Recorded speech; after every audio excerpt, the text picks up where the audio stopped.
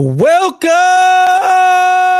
Internet, to the Place of Video Games podcast. It's your boy, Dad Ninja Dev, joined as always by Donnie Eat, the Hype Reese, and Delvin, who would love people to stop stealing Cat Williams jokes. Yeah. I don't know if anybody's seen, but Club Shay Shay, Cat Williams came with all the receipts. And people are looking them up, and he is accurate. I'm like, wow. I don't know what you guys are talking about. Well, Donnie, you like comedy, so we can break this down. I do love comedy. So, apparently, Steve Harvey and Cedric the Entertainer are joke stealers.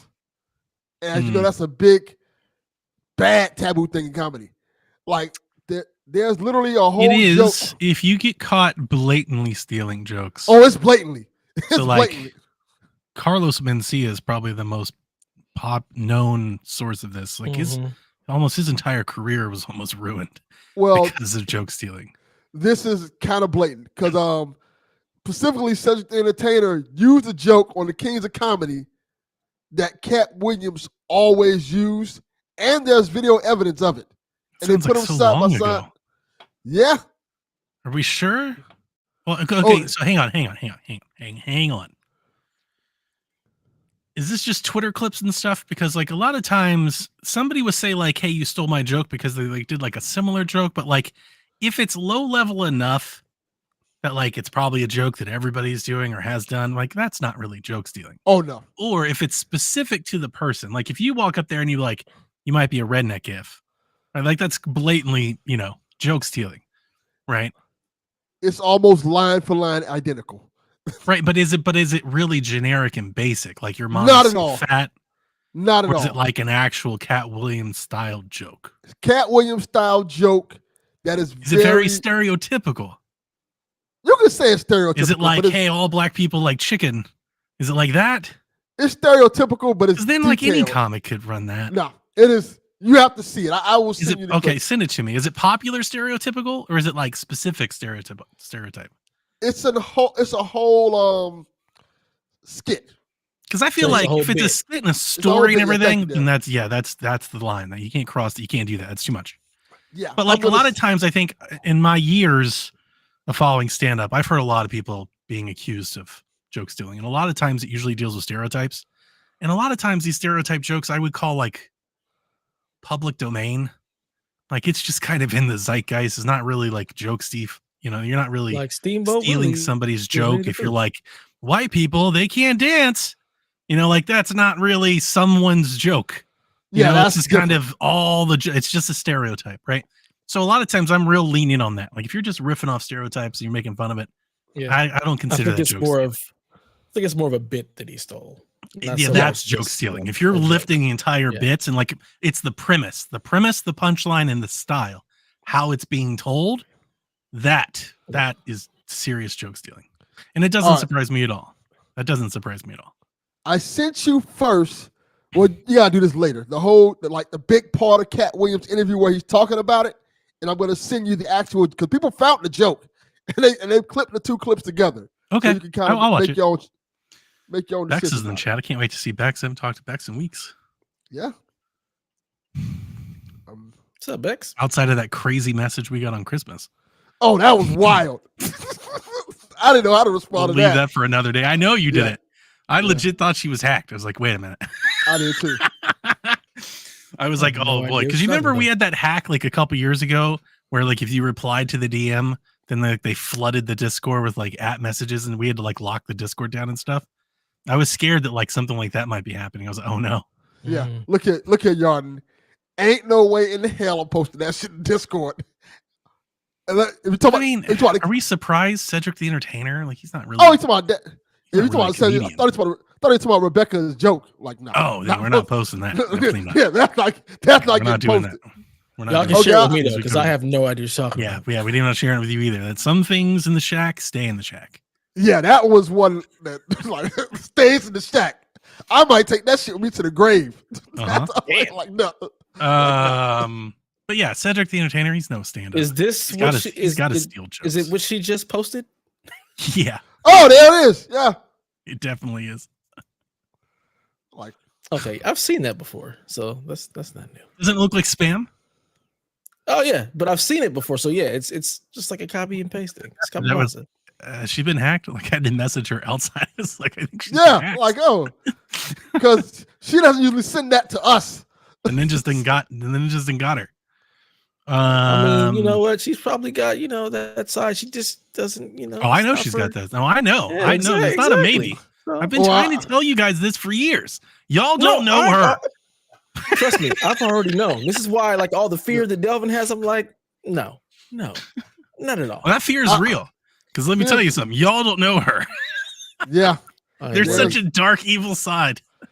Yeah. She's one of us. She is one of us. Plain and But simple. it's just she's like tactful. She's like it's like a ninja. You wouldn't know it. And then bam. It's because she's a female. They're She's much got better it. at that than we are. They are. It's fair. Facts. But yeah, Cat Williams went on Club Shay Shay, which is his little YouTube show or whatnot, and just was talking about Cat needs to lots get of back on the comedians. road. I haven't seen a good Cat special in a minute. I think he is. Yeah. This is the last Cat one special wasn't that right here. great. The last one he had wasn't good. Yeah, it wasn't very good. His last couple have been kind of mid. But he's one I'm of the posting best the when he's Cat on. Williams stuff in the PSVG, to play some video games channel, so people can see it for Nice. themselves. Because I know Nice. they want to know what we're talking about. Yeah, that way you can understand what the hell Delvin's name today means. Yeah. 'Cause- Yeah, Yeah. so they can say, Delvin, stop being black on the show. KTB says Rebecca's the female Randy Orton. RKO's out of nowhere. It's facts. She might be, yeah. She is the Viper. Anyways, so we're back. It's 2024. It's our first show of the new You year. have to. Yeah. I know, right? I was really enjoying my time. I completely Me forgot too. we were supposed I to be really recording was. today. Oh, I was too. had my People I kept had my calling hair the appointments podcast. done today. I was like, oh, we got a show to Gotta record. get back on. Yeah. It's my last day of vacation. Thought we had like Yeah. another week or two. That went by quick. Yeah, Yeah. same. It did. It went by Everybody's really like, fast. oh my God, I missed the show so much. I'm like, we ain't been gone that long. Yeah. Yeah. It's only been a minute. Like, Been like 2 weeks. Ain't y'all busy? right. 2 weeks. Holidays and stuff. Yeah. Go enjoy your family. Something. Family games, your cat, dog, something. It was like, nah, we need to play some video games. I'm like, why? Go play some Right? video games. Yeah, we ain't talking about nothing. Go actually play some video games. Nobody does that. That's not Yeah. video games anymore. Apparently not. You Yeah, just bitch not at about all. the video games. That's true. We should Mhm, change the just network to complain. that. Yeah. Mhm. BSVG. That is more apropos. Speaking about bitching about video games, Delvin, you posted just "Here we go" under what you've been playing. So I'm sensing Pretty a Florida ominous. man story. So No, let's get the it's- Florida man bit. It's been a fun month, 2 weeks, depending on like how you look at it. Because I recorded Cadillac, I recorded the Christmas special of PSVG. Or the Cadillac. That's true. Yeah. We did record Cadillac. And We that were was- all there. Yeah, that was an episode. that one Mhm. went Without places. Chalfie, even. What a Yeah. kickoff. What Yeah. a way to kick off. Yeah, he just It's left. on the YouTube channel. It's on the Yeah. podcast feeds. It's on the PSVG link, which is in the description and the notes in the show. You can click the link, subscribe to Cadillac on Mars. Yeah, Powered I and have- brought to you by PSVG. I have Yep. so many stories I can tell that's happened in this past month. Give us the best one. Yeah, shoot for the top.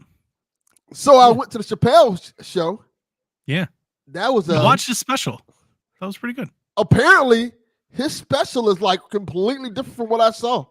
Oh, was it? I was gonna ask you Yeah. if it was like the Ooh. same. It wasn't his like hardest hitting by Chappelle standards. I think some people would probably be let down, but it was enjoyable. It was joyful. Like he seemed very happy, and I enjoyed it. It was more like it was honestly like a podcast, like a live podcast with Dave Chappelle. He had a couple jokes, but not like the jokes he had before. Even like his shit that he got him in trouble with the trans and stuff, and I'm sure people are upset about. I thought those jokes were like lighthearted at best. Like they were Yeah. kind of funny. Like let's bring them in on it. Like I can't imagine people being too up in arms about it, Oh, but that they are. people are. I know.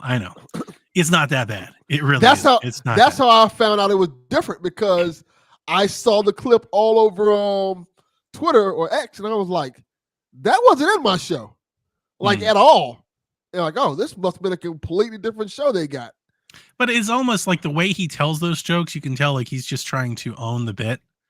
You know, he often references like, oh, I only like to punch down and I only like to do these jokes. So he's doing it because that's all what he's expected to be. He's like, he's making a mockery of being mocked. Yes. You know, it's parody, and I thought it was tasteful. As jokes like that can be. I mean, I've heard way worse. I was like, oh, these are fun. So I didn't think it was too bad. But I'm often the person. I still watch Louis C.K. Like I'm that person. Yeah. If I was to go out on the internet and tell everybody my feelings about Comedy Central, I'd probably be canceled. So I don't know. I am the person. Like jokes have never, especially stand up, and I have never been offended. Like, you know, like I've never seen, outside of some very severe cases where the person was definitely like unstable or off his rocker. Kramer. I've never seen a show where I thought was malicious. I typically don't find many stand-ups to be malicious, you know, and the people that I have are usually like hacks. Like the professionals they're not malicious. Their intent isn't to just offend you because they hate you. Their intent is to make fun of an ongoing situation in society, you know, and it's like, you know, like it's like we all laugh. As long as they spread the laughing around for everybody, as long as everybody gets a piece, then I'm okay. Like I'm the referee. I'm like, we're not going to call any flags. We're going to let them play as long as you're spreading it around. Yes. You know, I found the experience very interesting because it was in Florida and it was a very conservative crowd there. And it's every crowd in Florida. Yes. And it based off the jokes he was telling, you can tell they weren't feeling some of them, but they were trying to laugh. Because his whole thing the whole night was like, y'all expect me to tell trans jokes, but just because y'all expect me to tell trans jokes, I'm not telling any here because they don't make me funny. So he kind of like that's smart. It's a nice way of digging into it. Yeah. So he kind of went against the grain and made a lot of Ron DeSantis jokes and about the "Don't Say Gay" bill, and they laughed for the first few of them. But when that third or fourth would come around, the crowd start turning a little bit.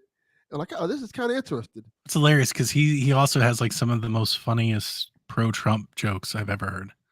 Oh, like he's got some really good ones, man. He threw a funny one in on that one too, to kind of like bring him back. It was like interesting watching him, because to me it felt like he was kind of weighing the room and see what he can get away with and what he couldn't get away with, and just throwing jokes out there. And it was just fascinating watching him work. Everybody's got to do that. It was a lot of like Florida specific jokes there, and I thought it was really interesting watching him do that. And I thought it was pretty cool actually, like just watching him at work, and it was more funnier because he was doing it that way. Like the crowd was into it, but the crowd was very Floridish. Like they were like, I know. Look, I'm a dark, broken person. I think it's been well established. I like people that are probably considered edgy and on the brink, and I think I think it takes skill and talent to brush those lines and push people's boundaries without just straight up, offending people. Some of my favorite comedians are the folks that I think do that. One of my favorites, she's definitely like lesser known. Her name is Adrienne Iapolucci. She's hilarious. I call her the female Jeselnik because I think that's her style. And she came here and I went to go see her, and she did some Southern jokes and like a 9/11 joke. And dude, like these Bible Belt Southerners were not having it. Oh, there was one moment in the show where she hit everybody so hard, all you heard was this loud groan, just like a room full of people just like, ooh. And then you hear me in the background just cackling all by myself. So yeah, you gotta test the waters. You gotta chum the waters up and see what you can do and what you can't do. We had a couple of those moments in the show. One that comes to my mind was somebody in the crowd just randomly yelled out, "Talk about Israel." They felt like, what? just ran, like why the fuck would I do that? Like, why Just The bring that up. specialness of Chappelle is that, and this reason that I think he's the GOAT personally, or one of the GOATs, is that like Carlin, he's funny. He definitely takes cheap shots and funny shots, but he also like really makes his audience think. And I think a lot of times he presents new ideas to people and a new way of looking at things, new perspectives. Yes, And I don't think we get enough of that from comedians anymore. I agree. And, that's the thing that I love about him the most. So I could definitely see him doing that. I mean, you got to experience one of the things that like I would love to see Chappelle live. So I'm envious, man. Jealous. I got fortunate, like really fortunate, because originally I was planning on going that Friday, but my girlfriend had to work that Friday, so I wasn't going to be able to go. I said, I just won't go at all then if I can't take her. Then my brother just happened to call me that Wednesday. He's like, hey, I bought tickets to the Chappelle show, but I can't go. I'm going to go to the Friday show instead. Do you want to go? Take the tickets. Wow. I'm like, absolutely. Like, oh, this man he like lives a charmed life. He sure does. He does, doesn't he? This is a once in a lifetime thing. My brother's never done this. He's like, hey, you can take your girlfriend too. So I call up like, hey, you want to go see Dave Chappelle tonight? She's like, Dave Chappelle? She's like, oh, I like Bruce. Like, who gives a fuck you like Bruce? Let's go. I like Bruce too. Like, let's go see Dave Chappelle. So she's like, all right, we'll go. We'll go see Dave Chappelle. Of course, she's fashionably late. so we got there at like 8:30 in the middle of Ashley Larry's sketch part of it. Who did a I love that we fantastic keep job. calling him Ashy Larry. Like That's his name now. That is his name. That's the name he will forever go by. He looked ashy while he was on the stage, by the way, and I thought that was kind of funny. Like, she just told me to take out the trash. How was his set? It was really good. Yeah, he's pretty good. It was really, really good. I've seen him enjoyed it. before. He's pretty It was good. good. It was good. And I was pretty much front row, which was surprising. I was like a couple seats back from front row, but I was at the corner, so I had no one like obstructing my view. And I was like, damn, my brother bought some good ass seats. Like, like how much he getting paid as a cop?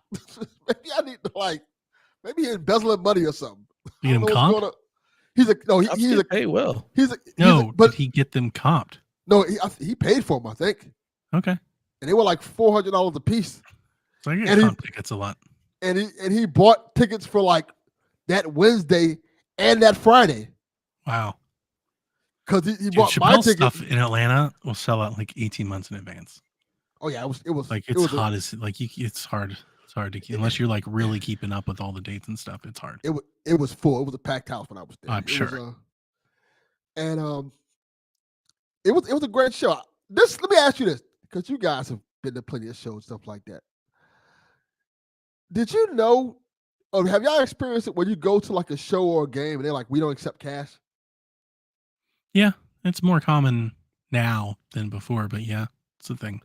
Yeah, I experienced it for the I think first we lost time. Dev. Yeah, Dev's like either sleeping. Or no, his internet signal is just frozen. gone. Oh, there he is. He's gone now. Yeah. Rest in peace, Dev. But yeah, they didn't accept cash there. Mm-hmm. No. And I was like, no, like, yeah. But we don't accept, they were like, because it was at the Hard Rock Casino. Like, we don't accept cash here to see the show, but we accept cash if you're going to go buy slot, tokens and shit for the slot machine. Like, that doesn't make any sense. That's dumb. Yeah, like, just take the cash here too. Like, no, a lot of people are doing it as a safety measure. Yeah. I think it was either like the Braves or the Hawks or somebody. They were going cashless a couple years ago, and a lot more venues are doing that, paying up front and things like that. The Burger King by my house is doing that now. At after 10 p.m., they don't accept cash. I think it's genius. I mean, as somebody who used to run pizzas, absolutely genius. If I was in a customer-facing business, I would absolutely try to get as cash out of my face as much as possible. Yeah, they're they got a big old sign on the window. You're an easy target. After 10 o'clock, we do not accept cash. Mm-hmm. Cards only. Like, oh, that's interesting. Yep. That makes sense for Burger King. I wonder what would happen if the world just moved that way. Because I think we're heading that way. I was going to say that. I'm wondering what will happen 40 years once the boomers really kind of go and whatnot. If gas, everything is just cash. And that'll really cut down probably on a lot of petty crime. Well, you already know they're trying. People are already scared about that in the first place. If you know, Yep. the religious people are terrified of it going that route. So I don't know how far that'll get, but it's gonna be really interesting watching it happen. Yeah, I mean, I hardly use cash as it is, so everything is cards, Venmo, Cash App. Well, I don't use Venmo, cash and all I the get like time. the craziest shit from people these days. Like, hey, do you Venmo? Because I have PayPal, and people look at me like I'm the oldest motherfucker alive. It's because you are, because you're still using PayPal. They're like, PayPal? PayPal? And I'm like, why did everybody decide to leave PayPal? PayPal's never done me wrong. It's been great. They protect all my purchases. Like, I've never had a problem. I've never needed anything else. Like, it's always been reliable. I still use PayPal. I've used it for 15 years, 20 years. Like, ever since I got PayPal when I started eBaying. God, that was in like high school. Like, I couldn't imagine leaving. I was like, why would I leave? Like, you don't have to leave. My wife was like, have multiple because things. it's like cool. I was like, I don't need it to be cool. It's a financial You need to get the job done. Yeah, well, I don't care about the brand awareness. Like, what are we talking about here? Yeah. Did you see a commercial? And you're like, I gotta get Venmo. Like, what the? No, it's just easy. I have a Venmo card. PayPal. Yeah, PayPal's really easy. I have them all. So yeah, I have that that. way, I ain't got to worry about it. Whatever you got, I got it. My wife refuses to get any that's of those. another one that's an easy hit because a lot of their bills that's a big thing for them because a lot of dispensaries can only drop certain amounts of money and only so often. So it means they typically have a lot of cash on hand, and that's been a big problem I've been hearing out west is that they're getting robbed a lot because they have a lot of cash on hand. So that's a problem too. I don't know nothing about that. Better go digital. Better get the Venmo. So how they gonna rob people in the future? They're like, give me your PayPal. I mean, yeah, no, that's it. That's the whole thing of cybersecurity. It's just absolutely. Let's go run up with a gun. Let me get your PayPal information. The criminals will just be smarter. Yes, harder to trace. They just hack into your phone, steal all your stuff. That's what you got to worry about now. It's not the or get your phone. Physical. Take your phone. Cybersecurity, baby. Cash out me all your money. Phishing. Yeah, and then they send your friends a text like, "Yo, Delvin, I need you to send me some money." You'd be surprised. And then you send it, and it's not for. And then they got you, and they got your routing number, and then they got your whole bank account. Yep. You log in at the Chappelle Show, and you're like, "I can't afford Coke. What the hell happened?" You've been robbed. Mr. Delvin, we've seen that you've been buying diamonds in Saudi Arabia. Can you verify these purchases? Oh, I have a story about that right now. It just happened to me today. So, of course, diamonds in Saudi Arabia. Okay. No, but just the whole to the PSVG Variety Hour. Going back to what you just said. So, I had to get my toilet, the tank on it, the toilet. You would have hit me with that one more time, please? The toilet. The toilet. Yes. The tank on it was leaking. So I had to get a new tank for it, right? Kyle, you know what to do. Yes, you do, Kyle. So I went on Home Depot, signed into my account, and when I signed in, there was like what's up, Brandon? $6,000 worth of stuff already in the cart. I'm like, oh damn! It was like shit. It was like shit to build a house. See? I'm like, oh, absolutely not. You motherfuckers will not be building a house on me. So I had to change out all my information ASAP. I had my wife like that a couple years ago. They bought a generator off her card once. I've been mostly lucky. In high school, this happened to me. I found out some company was drafting like $2 a month off my card for like 2 years. And my bank just gave me like the $50. Here you go. But like, when I reported it, I was like, how does you could get away with this forever? Can you imagine the amount of people you could just take $2 off of and they never recognize it? That was a story on the news about a guy doing that. That's why you need the two-factor. You need the two-factor. I've had that scare a few times. I've had are you trying to purchase such and such? No, the hell I am not. Yeah. That's happened to me with Walmart all the Lock time. them Like down. Walmart always gets hacked. Every time I look, like, hey, are you trying to buy this? Like, It's no. not Walmart getting hacked. It's you getting hacked, fool. Yeah, Well, yeah. It's not But it's Walmart's always problem. that Walmart account. Yeah. No other account. And I have two-factor order, but it's every time I look, it's like, are you trying to buy 4 Well, you know what PS5s? happens is you sign up for these blogs and these video game pages and Reddit and stuff, and eventually one of them goes out of business and they sell all of your passwords to somebody on the dark web, and then they take all your passwords. They build a history and a profile off of you, and then they know how to go test stuff. So they'll go just penetrating testing. They'll just take your email and password and see if it works anywhere. And if they get one in, they'll get another in, and they'll build a pattern. So every time Delvin changes his password, he changes this number, and then they'll test all of those. People underestimate how hard criminals work. They're not lazy. Especially the cyber ones. Like They'll those are the work ones who are really working. hard because they don't want a job. They put in a lot of work because they don't want a real job. Makes sense. Mm-hmm. Yeah. Be careful. Two-factor. Got to do it. Got no choice. Mm-hmm. They ain't getting me. I'm not buying y'all house. Just crack. Yeah. I don't want to buy the women I love a house. Think I'm gonna buy you a house? Right. No, absolutely not. You been playing any games at all, Delvin? Absolutely not. As it doesn't sound like it. I've been tinkering with my ally, which is great. I put a Got an ally.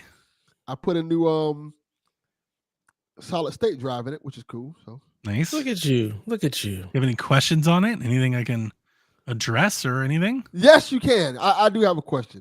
Why do All they right. make you sign into your Microsoft account and then put all your whole goddamn desktop on it? I don't like That's that. just Windows. You don't have to do that. You don't have Yeah. to sync. How? You turn the syncing off.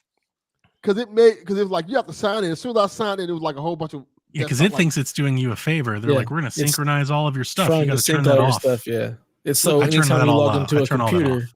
you have all the same stuff to try to make it easy. It's like Apple's ecosystem. It's just Yeah. trying to make it. I turned synchronized. all that off. If I wanted my porn on my ally, I would put it on there myself. I don't need you to put it on there from Windows. Wait a minute, Thank you you very much. download porn? Like it's downloaded to your computer? He's really old. What do you Are you expect? talking about like your Edge bookmarks? Because that's the browser. Every browser does that. Dev, how's your week, man?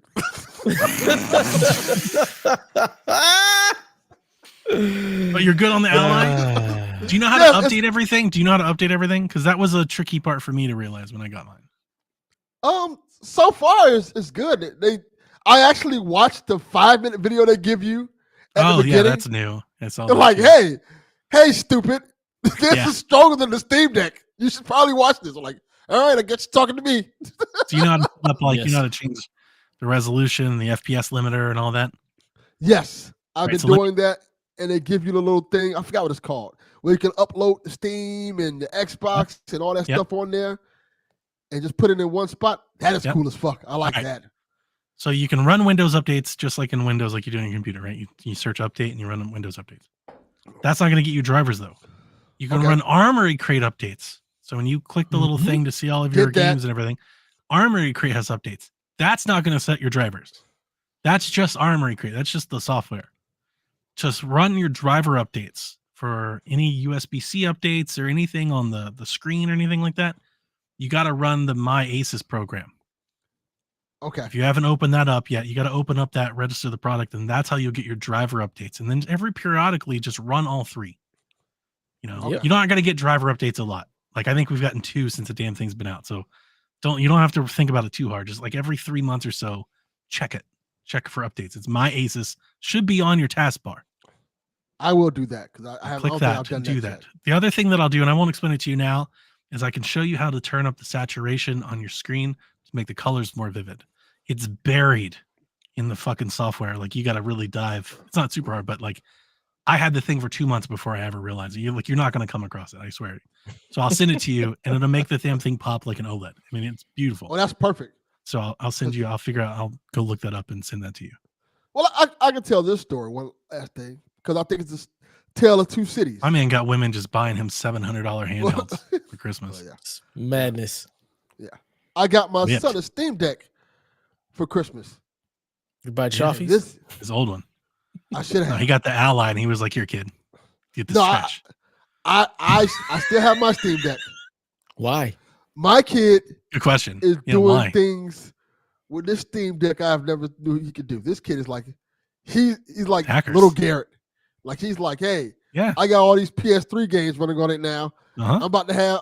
I've just downloaded all these You know what you illegal need to Sonic do? games. You need to give him your Ally for a weekend and be like, Right. "Kid, I might just do it." that. I might Yeah. just have to Yeah. because he's like, hey, I have Mario running on my Steam Deck. Like what? Like, yeah, here you go. You See? wait till you see Mario run on the Ally. You'll Yeah, never he's get that like, Ally back. You'll be like, "Here, Dad, here's the Steam Deck." He's like, hey, and he had like a bunch of games on there now. He like bought like a terabyte SD card. He's been downloading games for it. He's been hacking it. He's been modding it and stuff like that. Like, Oh, crimes, man. Like he really like put his foot in it. He got it so the games show up on the Steam like it's made for the Steam Deck. Like this kid's like. Do you really remember how did his like thing. when? Well, I would It's say a when YouTube you were video young. for all of that. When you were young, like color TV was just coming in. But like when I was young, like Napster was that. Like we were all figuring out how to fucking LimeWire and get all this MP3s and torrents and stuff. Like, and our parents were like, "Look at these damn hacker kids, like figuring all this out. How do you burn CDs and stuff?" And then, like here we are, fast forward, and I'm like, man, I don't know how to run all these executables and DLLs and all. And these kids are like, what? Piece of cake. Let me show you how to do this. Like, yeah. That's Yeah, just how you're the out here generations with go. programming shit. Like you definitely can, Donnie. You just choose not to. Yeah, I'm not getting into all that. Like the ROM stuff really bothers me. Yeah. Like, hey, you got to get this hack thing and run it. I'm like, what am I running? They're like, don't worry about it. Just run. I'm like, no, I want to. What am I running on my computer? Yeah. I'm too close to IT for this. Like you need a 13-year-old's mentality. Like it doesn't matter. Mhm. Just fucking press the button. He's got into it and he's been killing it. He has like a whole bunch of stuff on his Steam. Like, do you actually play games on it, son, or you just download everything for it? Like, no, you just do the ROMs. You're like, see, he's doing it all at once. He's multitasking. He's downloading the ROMs. He's updating this. He's doing that, but he's also playing a game in the background. True. He's doing it all. He's doing all of it. He's telling me about how you can download Spider-Man Web of Shadow. Like, why do you want to even play that? Like, you have a better Spider-Man game because he can. He's looking at your Steam Deck and be like, you can't. Yeah, like I can and you can't. That is literally your what he's Steam doing. Deck sucks. Hey, you need it on the Ally. Did you get to the link? What is it? Link to the past? Not the Link to the Past. What is it? Link's Awakening. Did you get that? No, I didn't get that one. I'm gonna send it to you. I'll send you the PC version for Link's Awakening. You put that on the Ally. It's amazing. It's easy. You just run the program. Literally, you just copy the file, run the program. It's all enclosed. Piece of cake. All right. I'm still trying to figure out how to get my Chronicles of Riddick to work on the Ally. To no success at all. They're like, hey, you have to download this driver. Like, what? Yeah, he's like, did you just buy a generator at Walmart? And he's like, no. I just wanted Riddick. Yeah, that's exactly that's exactly how it went. Damn you, Vin Diesel. That's exactly how it went too. Like, guess I won't be playing that. Oh, that's hilarious. What about you, Donnie? What you been up to? Well, we've been talking for a long time, so I don't know how much I want to get into it all. Could save some for next week because I don't want to make the show forever. Well, give me the top two. Okay. Well, I mean, I beat Phantom Liberty. It's a great game. It is a great game. It's a great game on its own. Good. Oh yeah, it's like a game and a half. Like it does take place in the story, but it is like its own story, man. Mm-hmm. And it's really good, very captivating, like really good writing. Exactly. I feel like with Phantom Liberty more so than Cyberpunk itself. Mm-hmm. I would agree. I would say that more so than Cyberpunk. I feel about Phantom Liberty is like just the writing and the story I was watching. I feel about it like how other people talk about like Mass Effect games.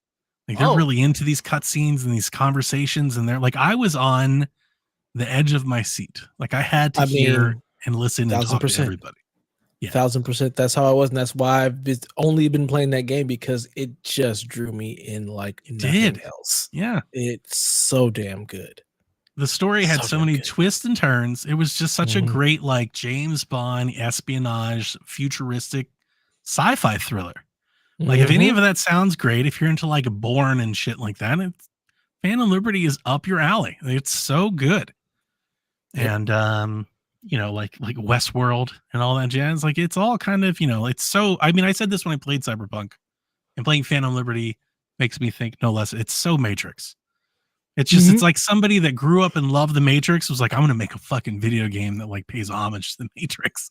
Like it's so Matrix. If you're into Makes it, sense. yeah, I loved it. By the end of it, I was ready to like get over it just because of the ending. And I'm not sure how much my ending gameplay changed from yours, but like the whole like horror push and stuff towards the end in mine. Like, did you have that? Like the alien isolation part?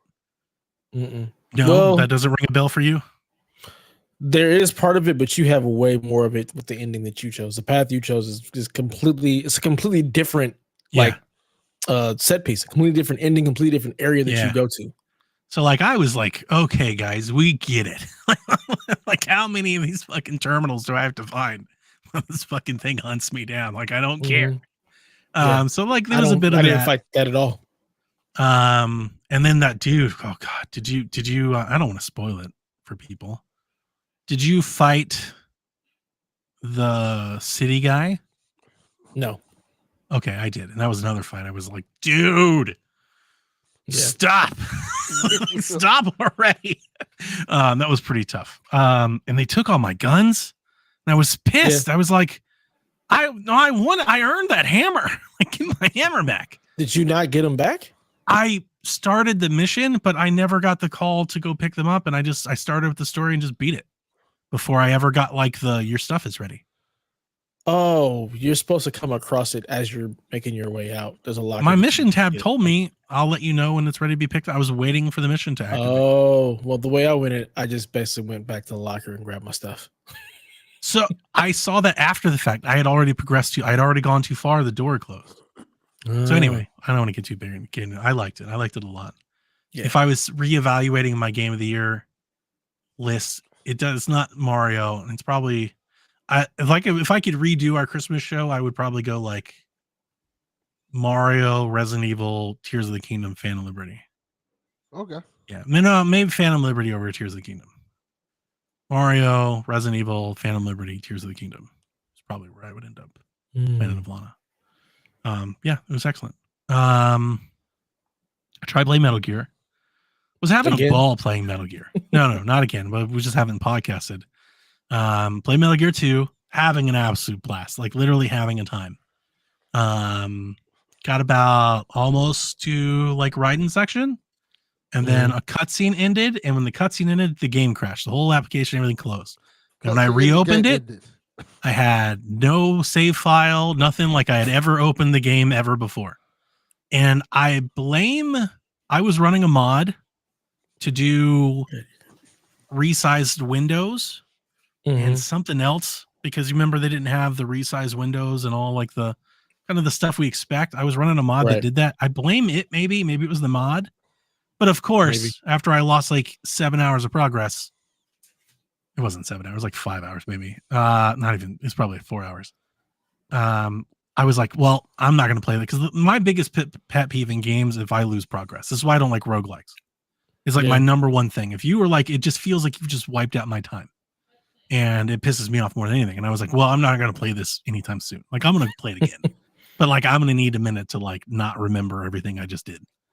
And then of course, like 10 days later, they're like, we released a patch that does all those things I was running a mod for. And I was like, you motherfuckers.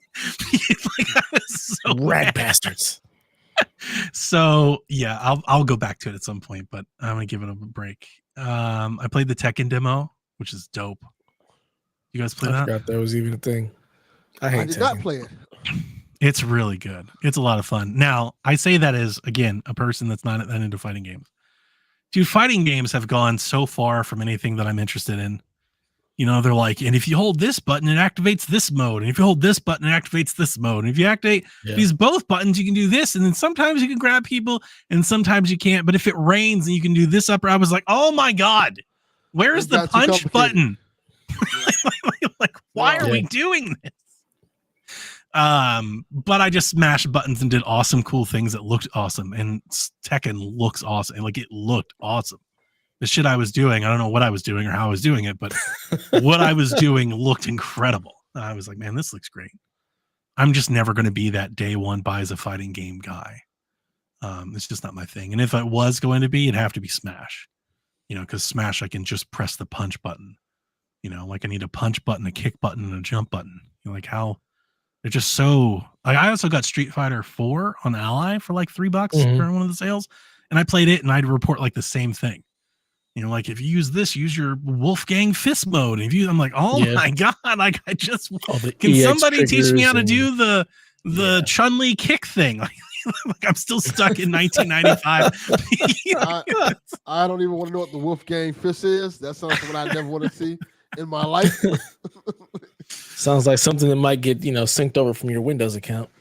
Sounds like that's something from that Pornhub list they show each state. Jesus. I played Avatar.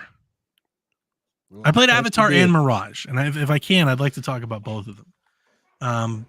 He just got up and left. I'm going to save Avatar for when he gets back, so we can talk about Mirage. I played Assassin's Creed Mirage for I feel like 10 hours. Mm-hmm. In my Phantom Liberty, in my Valhalla time, it was nothing, right? That 10 hours felt forever. Like it felt so long.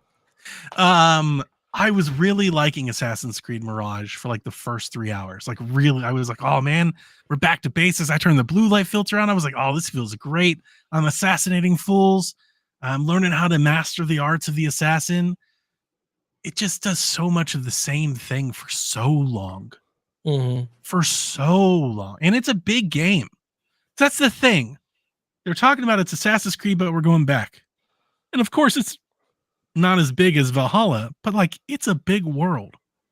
You're just been a long time running from one point of the map to the other point of the map. And the problem is when you're not in an open world game, there's nothing else to do.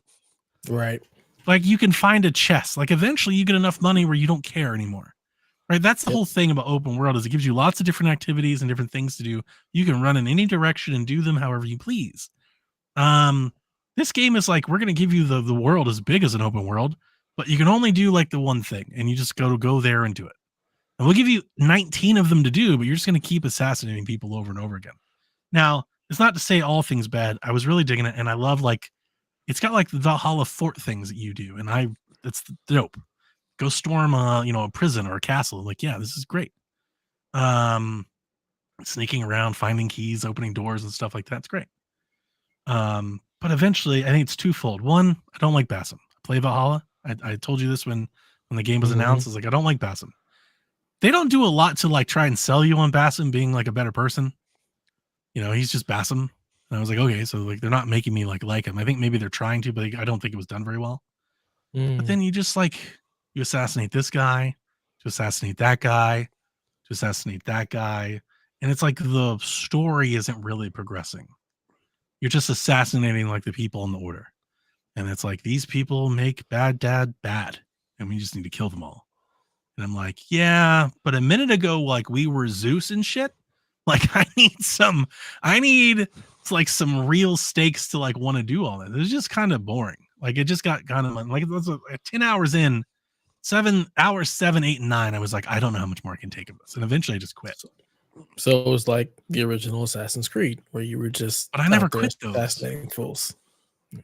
Because you didn't have anything you didn't have Zeus to compare it to. Maybe, yeah, because I didn't know any better. But I felt with Connor, man, I was way more into it. When Ezio, and it was just cooler and all these different characters and stuff. I thought it was better. But yeah, I cleaned up my chart. I honestly thought I was close to the end. I was I must be getting done because I've marked off most of the things. And then I killed a guy, and they're now we have to kill his friends, and 5 more popped up, and that's when I quit. I was no. This was supposed to be it. I'm not doing this again. So when I uninstalled that and I started playing Avatar, that's a pretty game. Yeah. And actually, before I leave Assassin's Creed Mirage lighting system is one of the best lighting systems I've seen. Yeah, I remember talking. I felt very similarly to when I played Mafia Remastered. I kept talking about how great the lighting was. Assassin's Creed Mirage, the way the light reflects and the way the light gives off temperature, you feel heat because of the way the light shines on the sand inside. I was this lighting system is great. No ray tracing nonsense needed. You know, like I know ray tracing's all the hotness and nobody cares, but like we can still do amazing looking visuals without ray tracing. It's possible. Yep. And Mirage ran like a top. Honestly, performance was great. That's a first for an Assassin's Creed game on PC. Yeah, like I was locked the whole time, no problems at all. Nothing bad to report on that front. So I played playing Avatar. It's gorgeous. Geometry wise, one of the most dense populated games I've ever seen. Vegetation and stuff everywhere. Like can climb everything. Like can run across the vines and the mountain. Like I saw a waypoint that was higher elevated than I was. And I think I was like, in judging the map, I was supposed to like go through the canyon, through these enemies and climb up the other side. And I literally just like Skyrim'd up a cliff and just run along the plateau at the top. And I was like, this is insane that I could like just do this. Like the game has that sort of design to it. It's got the Far Cry thing. You establish like a base and you meet the people and you talk to them, you get the guns and the stuff and you go out and you do the missions. And I went out and did the missions, and the missions were fun. I was having fun blowing up bases and stuff. And I was like, this is kind of cool. And then after about 5 hours of the Avatar, I was like, I don't think I want to play this anymore. Like the Avatar was just too much. It was too much avataring. The Avatar just avatared too hard. And it wasn't even 5 hours. I think I was in and out of that thing in like a couple hours. Like once this is really pretty wore off. Once that's what it's cool to blow something up wore off. Once it was like, all right, let's talk to each other. That was Check it. Johnny right So out. like the movie. Maybe so. Yeah, like, once you have to actually tell a story, this sucks. I was so uninterested. I think at one point I almost fell asleep. Well, yeah. Like I was just trying like to, and I was trying to like skip scenes. I was like, can I just skip through the dialogue and just keep playing? And no. Well, so it's a fateful movie adaptation. Yeah. I'm probably the only one who actually enjoyed Avatar. I ain't got no problem with the movie. Maybe you'd love the game. It seemed like fun. I'm playing that. But, outside of that, I went on and on in our Discord about it a little bit, but I set up Play Night on the PC, and it is awesome. And soon to be uninstalled and sent away. No, I've saved it all, configured, backed it all up, and we'll import it into the other one. That's what I meant by packed away. Oh yeah, because that's what Play Night can do. Yes, I'm going to get rid of my PC tomorrow. Get a new one. Oh, very exciting. I just ordered a dock for my laptop. It's like set up a little docking station, and I'll be running off my laptop for the foreseeable future until my credit comes in and I can buy a new one. But moving on up, that happens fast. Hopefully, yeah, I'm hoping it's quick. It'd be nice. Just a couple days and like your credit's ready. That'd be sweet. That'd be awesome. Yeah. I wonder how long it takes to actually do like all the like making sure the computer's working and all that stuff. Hopefully it's quick because they have the service tag number, so it should be easy. Yeah. Well, that's how I actually set it up. They're like, "What's your service tag?" I was like, "This is my service tag," and they're like, "Is this your config?" I was like, "It is." They're like, "Here's how much money we'll give you." I was like, "This is crazy." It's like GameStop. I was like, "This is awesome." Yep. Because I was kind of dreading selling it. It's like you get the PC, it's so expensive, and it's like, well, how long?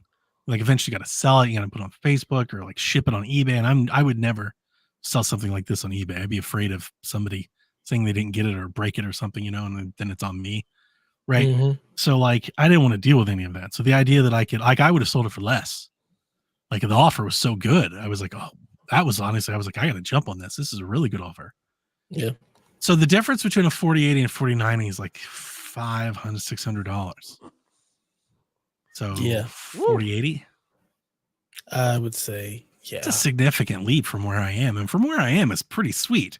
It's a huge leap. I mean, even just like the 3080 to the 4080 is the double the price. It's like, what the fuck, man? Because all I'm looking for is just like frames. Me, I'm not even playing. Like I can play at 4K, and the 4080 will be able to do it, but like I still probably won't. Just like I don't now. Yeah.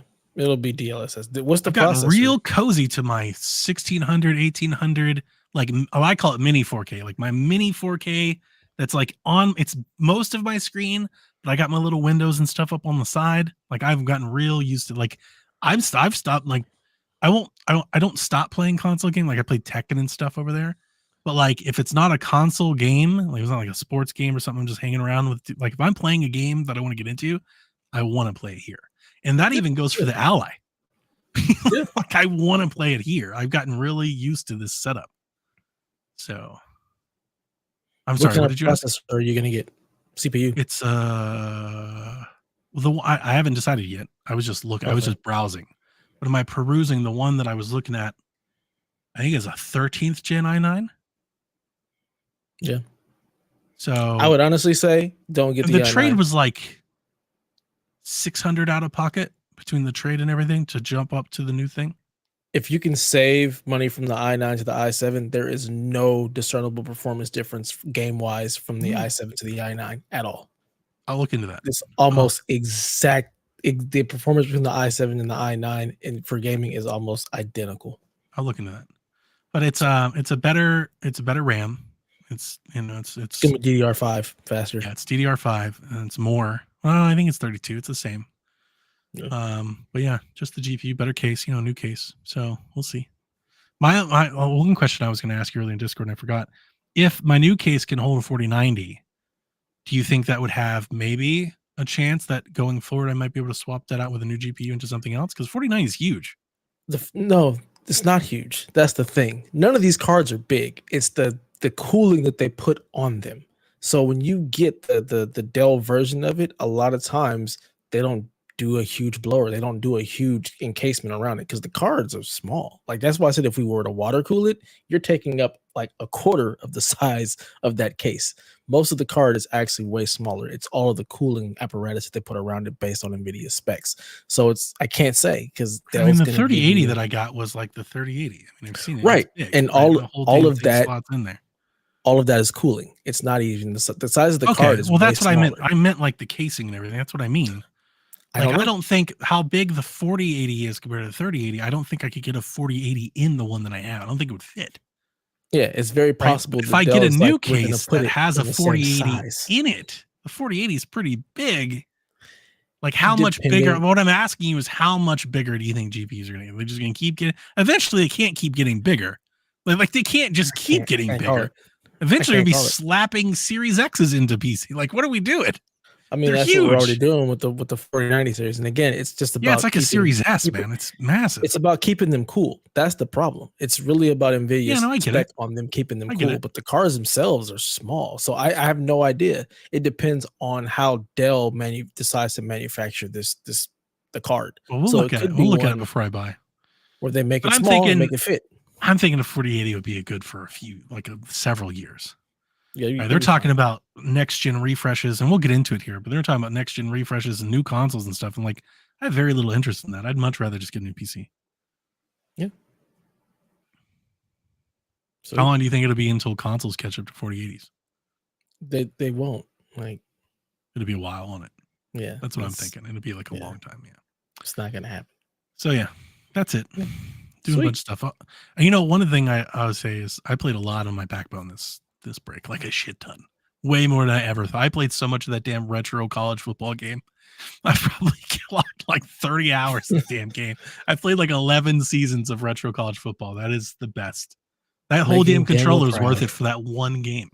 I've also played Horizon Chase Turbo and golf and a little Ocean Horn, but like, it's just Retro Bowl. I'd buy that whole controller again for just Retro Bowl. It's wow, perfect. Yeah, I've just been playing Dead Island 2. That's really which is also very good.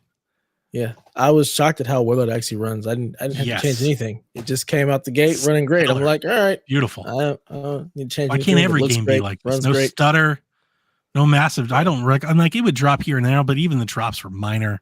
Like, if you didn't have a counter on, probably unnoticeable. Oh, I have the counter on. It stays almost locked at like 90 frames per second. Like 58, 60, 59. Yeah, it's gorgeous. Yeah, mine stays locked at 90. This is native 4K, no DLSS because it doesn't even support DLSS. It only supports FSR. After all the hell that we saw with this game and its development and the problems and it's on the brink as we canceled, for this game to be the game, it's like, no, here's how PC games should be. Blows my mind. Yeah, blows it runs great. It looks great. It's dense with all the zombies. Damn dumpster fire. And here comes Dead Island. And it's like, no, Dead Island 2 is the showcase in 2023 of how video games should ship on PC. Is mind-boggling. Yeah, I was shocked. I was expecting to have to go through and make all kind of adjustments. I haven't made a single solitary adjustment. I even went in just to see if DLSS was an option, just to see how it would boost my frames. And I did just FSR. I'm like, I'm not turning that shit on. Fuck FSR. So I shocked. Yeah, pretty much it's that 120 whenever I'm in menus and stuff, and then it jumps to 90 or drops to 90 whenever I'm actually in gameplay, and pretty much doesn't go any lower than that really at all. Even like in combat moments when there's lots of zombies and stuff around, it really doesn't drop at all. I mean, I do have my piece. I have my graphics card and my CPU overclocked. I don't know how much of a difference that makes, and I have the fan curve going, so it keeps it cool, but it runs really, really well. And I'm enjoying the game. It's, it's Dead Island. Like, it's nothing special, nothing to write home to. You're running around drop kicking zombies. That drop kick, slicing though, them into pieces. Best drop kick of the year. Drop kick is hilarious. That's the game awards we need. Yeah. Best drop kick of the year. Drop kick a fool and then slice off their body parts. I've Kick just them into resorted a pool of electricity. Pool of electricity, Yes. pool of the caustic stuff. The It's best. great. Game was so good. Had no business being that good. No, not at all. Environmental storytelling was good. You come across these scenes, you're like, oh, what went down what's here? about to happen? What's Yeah, about to happen? it's Oh, so good. damn. Yeah, So good. I'm pleasantly surprised, and with that Epic Game Store sale being great, and then giving you a coupon for even more money off, I was able to get it for like $22 or something. So Yep. That's perfect. thank you, I picked up Red Dead EGS. today. I Red Dead saw. 2. For what, $11 or something? $11. That's the only reason I bought it. I'm gonna give it another try. I want to see what it's like at 60. See if it improves the experience at all. It's just gonna make it look smoother, but still just as slow. Maybe that's better. Maybe I can. I've been itching the Red Dead, but like, I don't want to play Red Dead on the Switch. Like, they should have put Nobody Red Dead should. remastered on PC. Yeah. Yeah. Next year. You know, Rockstar don't like making PC. What comes games. to PC first, GTA 6 or Red Dead Remastered? Red Dead Remastered. Red You Dead think so? Remastered. You sure? Yes. Yeah. Yeah. Like, dude, it's been all these years. Red Dead's never been on PC. Just not on PC. You believe that? Yeah, I can believe that. Rockstar. All Don't the give a shit. other Rockstar games are there. The GTA Definitive Edition, no Red Dead. They don't Yeah, care. like, they made enough nah. money. They're like, we don't feel like I have to putting resort to more eggs crimes. in this basket. Yeah, you Call Delvin Jr. most certainly will. He got the hookup, apparently. That's Delvin Jr., Garrett. We got all Garrett. kind of people to do crimes. Yeah. But yeah, that's all I've been playing. Really been enjoying it. Just drop kicking fools and slicing off body parts. It's been Nice. interesting, and it feels like home because it's Los Angeles. So as I'm running around like Santa Monica and Venice Beach, I'm like, yeah, this looks and feels a lot like LA. So little nostalgia trip there for me as well, which is nice. So nice. we'll keep playing that until I'm ready to go and finish Cyberpunk. I'm not ready for that story to end yet, which is why I haven't beaten it yet. So Gotta go to Arasaka. I'm interested to see what ending you choose. yeah, I don't know. Yeah, I don't know. It's a tough My call. Phantom Liberty ending told me I was in 2% of players, which I was expecting because as I was playing and making the choices, the game was like really pushing on me. He's like, "Are you sure you want to do it? If you do this," I'm like, "I want to do it. I said what I said." Okay. Yeah. Yeah. Fuck her. Yeah. Basically, because she was quite honestly, that's how she felt about you. That's exactly right.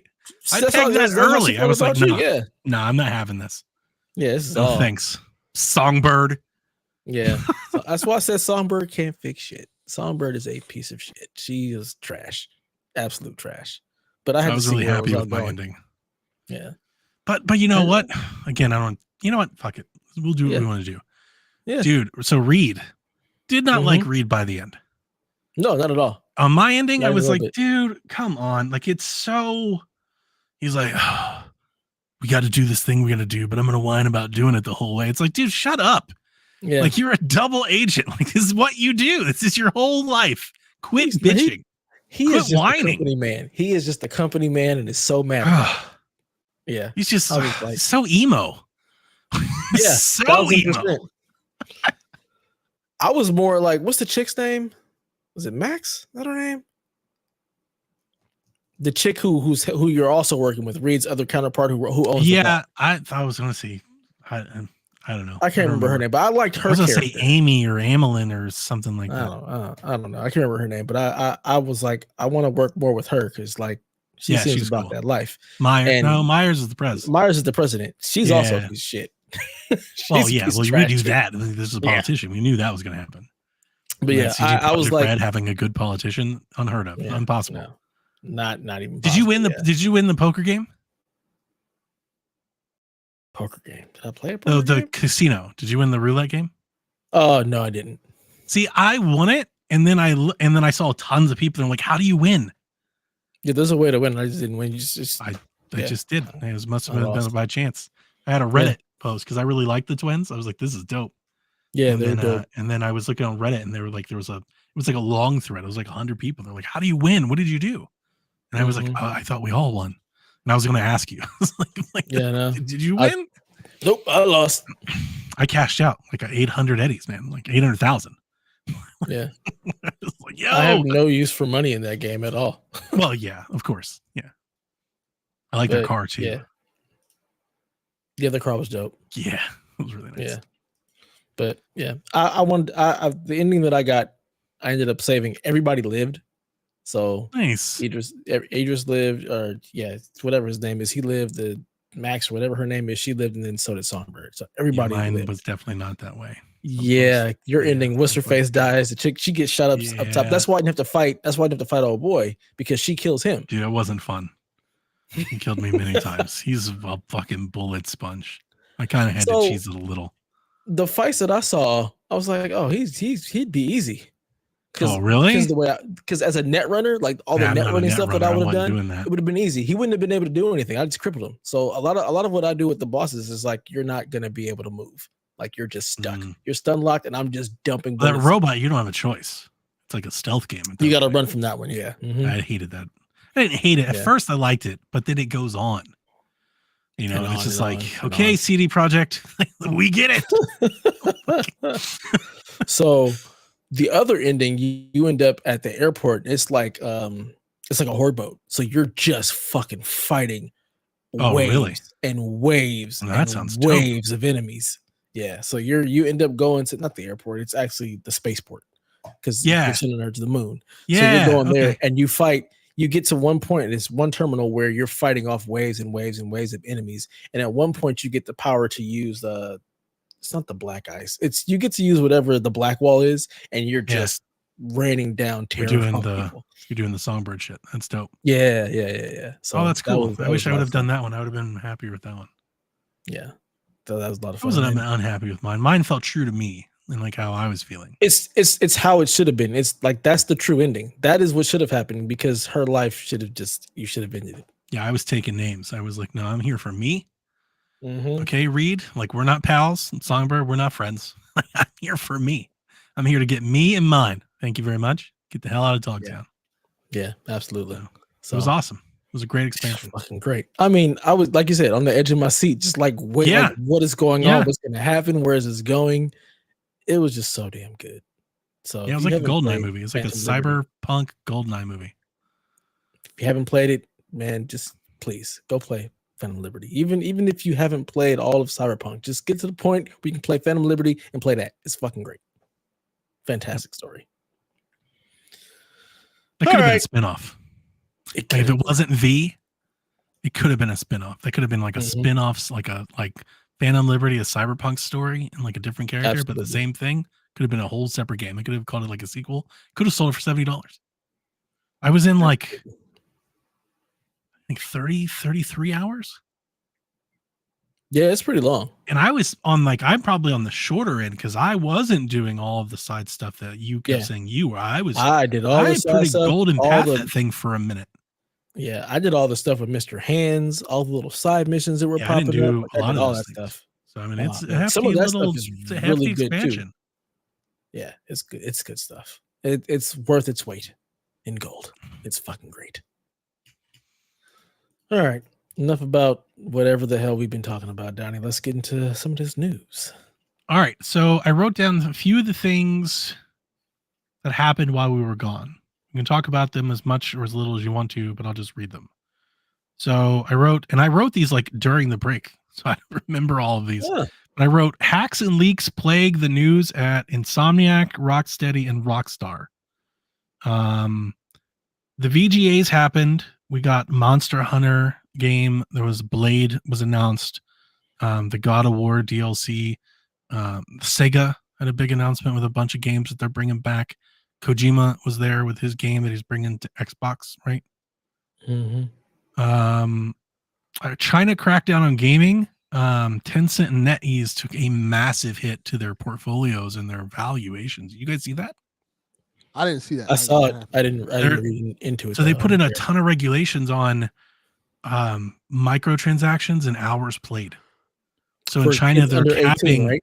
They're capping like how late you can take microtransactions, how many subsequent days you can take microtransactions, how much you can take from a user in a period of time of microtransactions. Isn't it for minors? Isn't it for kids 18 and under? I don't remember. Yeah, I just wrote down that. But I was reading, there's a lot of regulations. I think some of those regulations are just like gaming wide. Because here's, and the thing that I took away is I think Tencent has dropped below Xbox now in valuation because of this news. Like overnight, Wow. They went from like second to fourth. Like it really was a huge blow. Kind of honestly, because it doesn't affect us. Like I don't expect many people to talk about, but kind of honestly, like one of the bigger news stories of the gaming industry.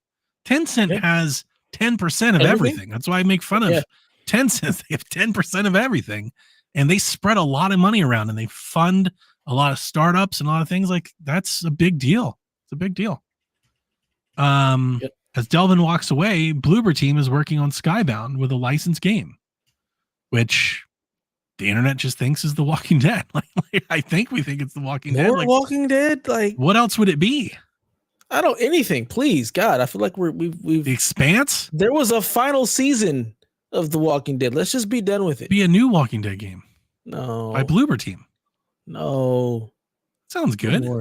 No more. The Medium, Silent Hill, like they can make a good zombie game. Yeah, but let's not do The Walking Dead. Let's do something else. It's a new Walking Dead story. It's not Clementine. No. The Walking Dead could be done. Bloober Team, Outcast, making Walking Dead. Could be Walking Dead or Outcast. What's Outcast? Like Andre 3000? No, it's a horror series that Robert Kirkman make. That's also okay, that makes sense. Okay, that would. Which is pretty. It's a really good horror series. It was it had I want to say it was a Cinemax show at one point. It's really dark, really creepy, really good. Or it could be Invincible. I don't know what that is either. Invincible is another one of his comics. That's the big one. So maybe if it's something, if they want to go out there and do something completely different, it could be an Invincible property. Okay. I know they have the Adam and Eve game on Steam. The Adam Eve game, yeah. Mm-hmm. But another thing I did this break is I watched a lot of stuff. We watched a lot of TV. We watched a lot of movies. I started watching Apple TV. Finally started watching the Ted Lasso show. Pretty good. We're enjoying it. The reason I wanted to bring that up, Delvin, you walked back into the frame and reminded me. On Apple TV, they have a wrestling show. They do. And it's kind of like a Tough Enough. It's a reality series of these kids that are like trying to come up, and it's really good. I think you'd like it. I was digging it. I was digging a little bit. I'm almost finished with it.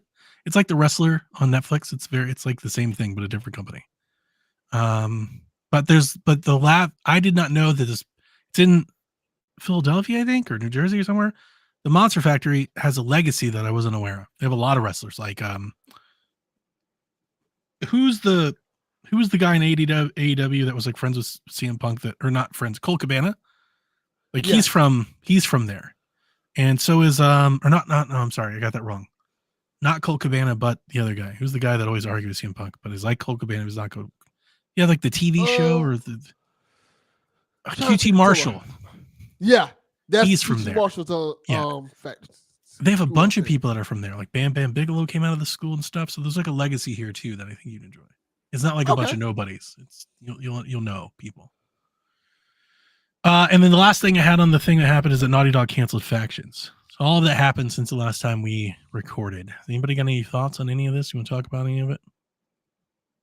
We're not going to talk about the Insomniac leaks outside of, I do think it's worth mentioning that like we got some insight to like the calendar moving forward from PlayStation, at least from Insomniac moving forward PlayStation. Yeah. Anybody have any thoughts on that? I didn't Does look that at it, so sound I have no idea what any of that stuff was. I just didn't look. You just didn't see any of it? In Nope. terms of the stuff that the roadmap they had, I thought it looked I awesome. don't think it's surprising. Like, It's not surprising. I think no. well, there's one thing on there Wolverine, surprising, but Spider-Man 3, and it's not surprising.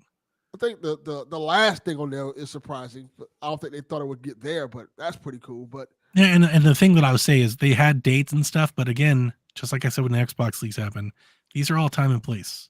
You can Yes. plan to make a game in 2028. You have no idea what's going to happen by the time you get to 2028. Like games get delayed and get canceled and they may be onto something else by then. Who knows? So I wouldn't go writing that in permanent marker just yet. yeah, next gen of consoles Just come they're out. thinking. They move from plans game to change. game. It's Yeah, a project a lot by of things happen. project situation. We'll see. I thought the stuff looked cool, interesting from what I saw. They're working on Wolverine, and if I remember correctly, because I don't, Wolverine's a little further away than I think people were expecting it to be, right? If I remember correctly, they have a Venom game coming next, I think. Then Wolverine. Yeah, because there's a lot of people, I think, before this leak were thinking that Wolverine was this year. Yes. And just to I set always thought expectations Wolverine was properly, 2025. Yes. yeah, it's not going to be this year. It I seems always thought it was like 2025. it seems like the Venom game might be that Miles Morales game. Like Didn't the even know there smaller was a Spider-Man. game. Today years old. I think they should do more smaller games. I think everybody. I think it's a genius. I like Miles Morales I is just- exactly what you should be trying to do.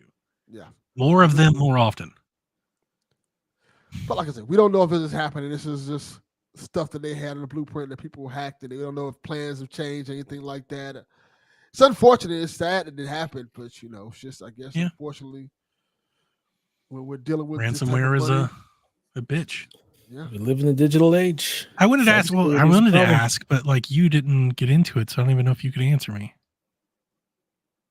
Delvin, did you get into any of the leaks? Like a lot. Yeah, I got to know most You of know, Maybe it. you can answer this he to gets me. in all of that stuff. He loves And I it. want to be clear. It's not that I'm interested at all, but when this story came up, there was a shit ton of hubbubaloo about what could be talked about versus what can't be talked about, and I hated that. And I was really happy that we weren't podcasting. Like for Yes. once, it was like, oh my god, this is great. Yeah. But one of the it was- things that was a problem is that there were a lot of people that were like, I want to say shaming or gatekeeping people from talking about the story because they were like, there's personal information. And I never saw any of that personal information. I would never didn't either. expect any outlet to actually report on any of that information. Like that's correct. nobody's going to do that. So I thought that was kind of stupid that people took that stance to begin with. But I was kind of intrigued, like, what kind of it? Like, what are we talking about here? Like people's names, their tax file? Like, what are we talking about? Do they have like obviously their employees, like W4s weren't on their Slack server. So like, what are we talking? Like what? Whatever got hacked was like people's passports, their IDs, that type How of did stuff. they Yeah. get their passports? Why was that I on have no file? idea. Probably if you have to travel for something, like if Like a you're remote PR, server, maybe? Yeah, stuff like that. Yeah. Yeah. That's wild. That's I'm shitty. assuming That's they had to trash. have some of that stuff again. If you're booking travel for somebody and they have to go overseas or whatnot for a That is PR a event, huge system-wide that stuff's on intrusion then. it was People's bad. Passwords and IDs. It was bad. It was. Yeah. from what I And heard. honestly, it makes me question, like, if I was an employee, I would seriously question where these things are being stored. Like, those sorts of things shouldn't be available in, like, a virtually accessible space. Like, typically in IT, you've got to remote into something. Like you got to come behind more than a password. Like, I'm going to need you to come through some firewalls before you get to anything like this. If not offline completely, like this is an intranet resource. Not an intern. Like, yeah, I was kind of surprised to hear. I wanted to hear some of that. I wasn't aware that some of that stuff was coming through. Yeah, a lot of that. Because I that's thought what they got heard. access to like their dev environment and like their Slack channels and stuff like that. Mhm. Some PowerPoints. I was like, what information? They is had being they had to give stored here? a lot of employees like full like cyber protection. Oh, for they got their the Jackie stuff T being treatment. hacked. basically. We're going to give you a year of PlayStation Plus, Uncharted 3. And we're going to license. We're going to sign you up for this personal identity process. Yep. Yeah, that's what they had to do for a lot of people. Yeah. Now, Jeez. to be clear, I didn't see any of that stuff on the internet open to anybody. I don't think anybody would share it. There's no point in sharing it. Nobody's going to share it. Only thing that it was like the leaks were literally coming across the timeline. All that hubbubaloo that was going on about that was people weaponizing that. Nobody's going to talk about any of that. Nobody cares. Nobody cares about somebody's passport. Well, see, that's not what I was saying. People gatekeeping or not want to talk about it. It was just the fact that this had the leaks, all of the information about the games that they were planning out. Let's not talk about that. Let's let that be their thing. And that's when they're ready to announce thing, it. But that's just not the industry. We've talked about every other leak about those things like that happens. You can't pull that card then. It didn't happen. That's always been my stance. I know. No, you actually get to play that card. You get to be the person that's I hate the leaks and I always have. You are that person. But the industry is not that. The industry has never been that. You go to any gaming website and type in link, you have hundreds of hits. Just pick one. Yeah. Game Informer, GameSpot, ID, it doesn't fucking matter. Kind of funny. Go to their YouTube channel and type in leak. Yep. They all talk about all of it all the time. You know why? Because this industry is super fucking secretive and we never get a chance to see it. Yeah, so that's why the leaks are a thing. The leaks wouldn't be a thing if the industry was more transparent, open in how they do things. Like I would say, the movie industry. The movie industry comes out 8 years in advance, fucking PowerPoint slide. These are the movies we're trying to make this decade. Get ready for Marvel Phase 9 in 2032. The video game industry doesn't do that. It's very secretive because they want the marketing. They want the pop. It's like wrestling. Mm-hmm. Got to keep it a secret. We got to get the pop. We got to get everybody excited when we show the trailer. That's why there's I'm not saying it's right or wrong. That's the reason there's a will. There's a will. There's a want to find the information. Because we don't have the information. So. I miss those days. That's why I love the time of gaming magazines, because you got those gaming magazines once a month. There wasn't an internet to go searching down stuff. You only got exactly what was supposed to be announced. I can get on board with that. I think in a lot of ways the internet has aided this industry. In more ways it may have taken away from, and that's definitely something we've lost with the internet in gaming. We've lost a lot of this. The pageantry that gaming used to have is gone. Mm-hmm. It doesn't. I wouldn't say it doesn't bother me. It's more like an adjustment I've made.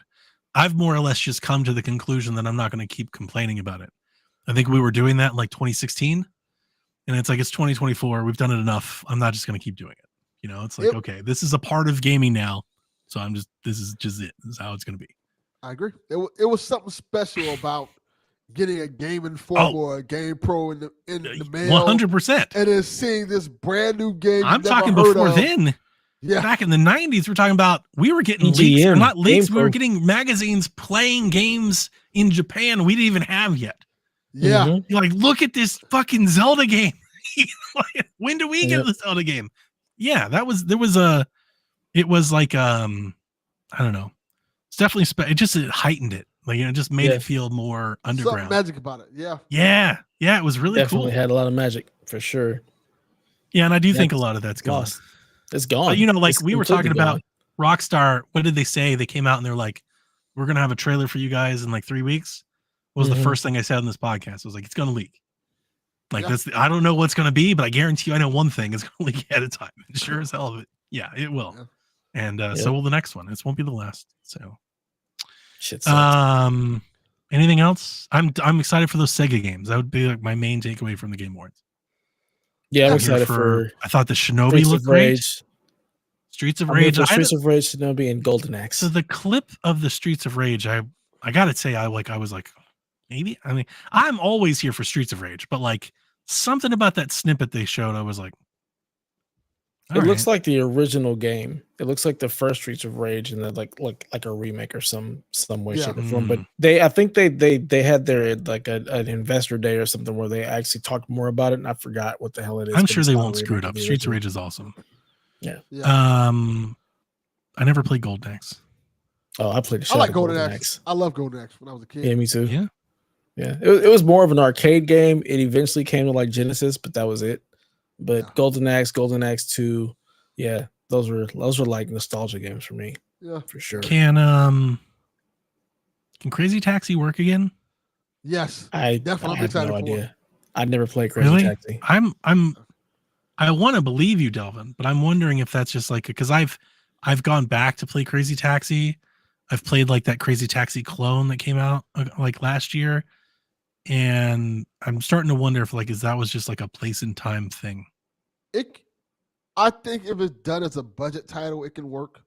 Like a Well, that's what that $20 game was. We had that Yeah. indie All that version stuff of is Crazy budget Taxi, titles. and it was Yeah. boring. But just in the same feel of the original Crazy Taxi, maybe just add something to it. Like, long as they don't get too crazy, but I think it'd be a quick fun. Like I feel the It's same way called about Crazy Crazy Taxi that I Taxi. feel about like Wave Race.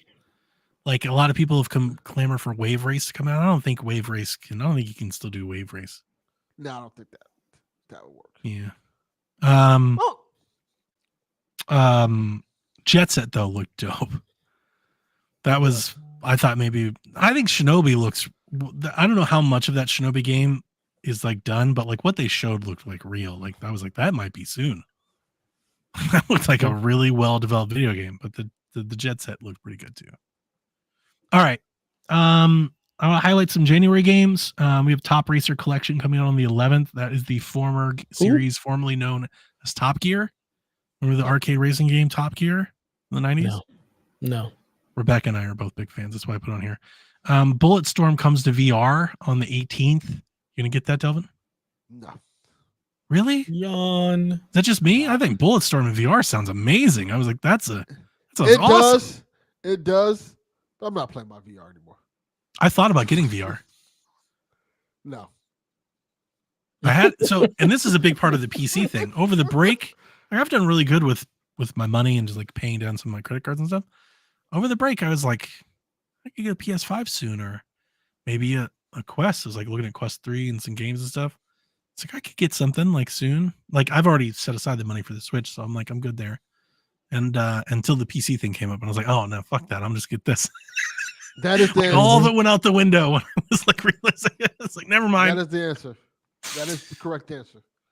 Prince of Persia also comes on the 18th. Like the only game I'm really, really excited for this month.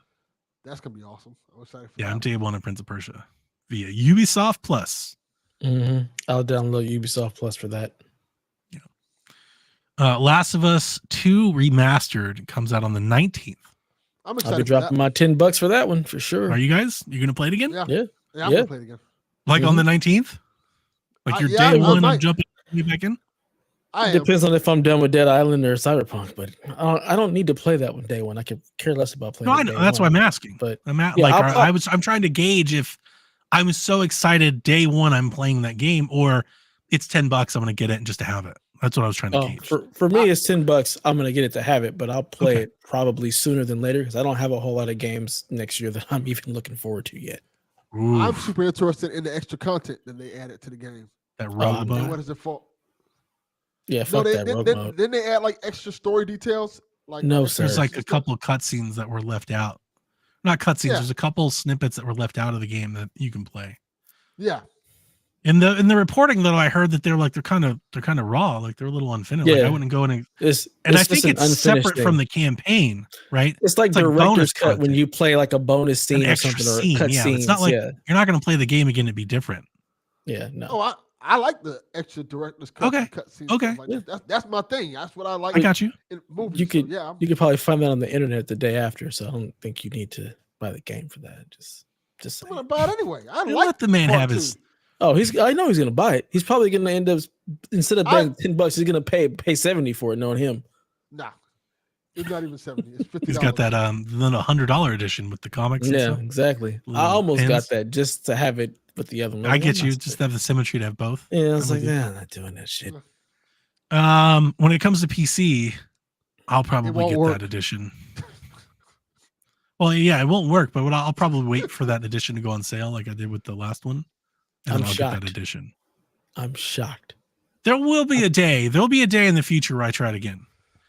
Here's the difference. Just to purge all of Last of Us 2 from existence. No.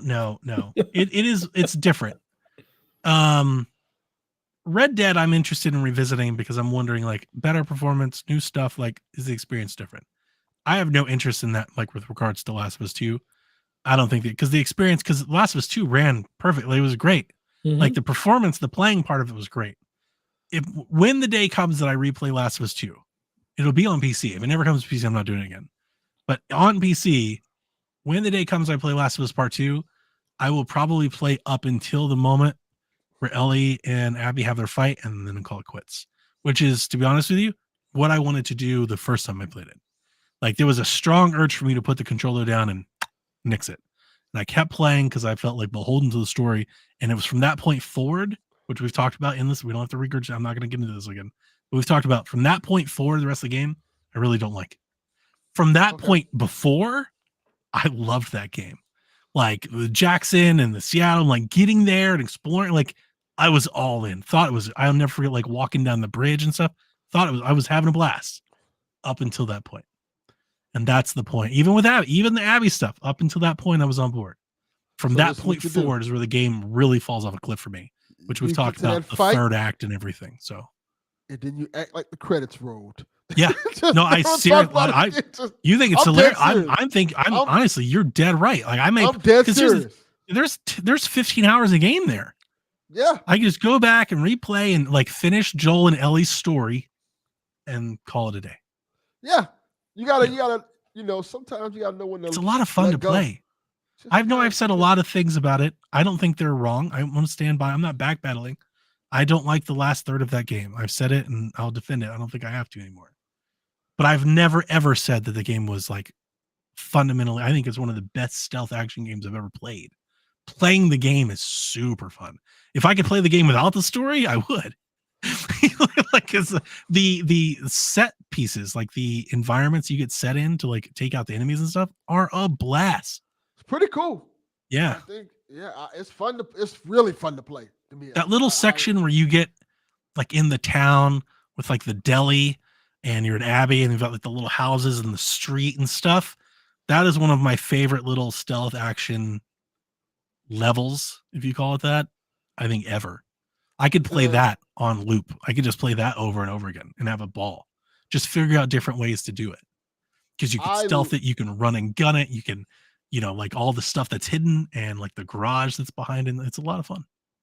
I love the section near the end in the little compound where they have the pool area where the monsters at. And there's so many ways you can like. The action part of it, I agree with you. It's fun. The story reasonings for that having, I couldn't stand. Yeah, but the gameplay of that is super fun. The gameplay of the game is incredible. I mean, I give Naughty Dog their flowers. I mean, it's really good. The gameplay's stellar, way better than the first one. Yeah. Like honestly, is like the bar. If you're making a stealth action game, that's the bar. Like I honestly think, I wonder like how bad Metal Gear Solid 3 is gonna feel, like remake, having played Last of Us 2. Like, what is this shit? That's a good point.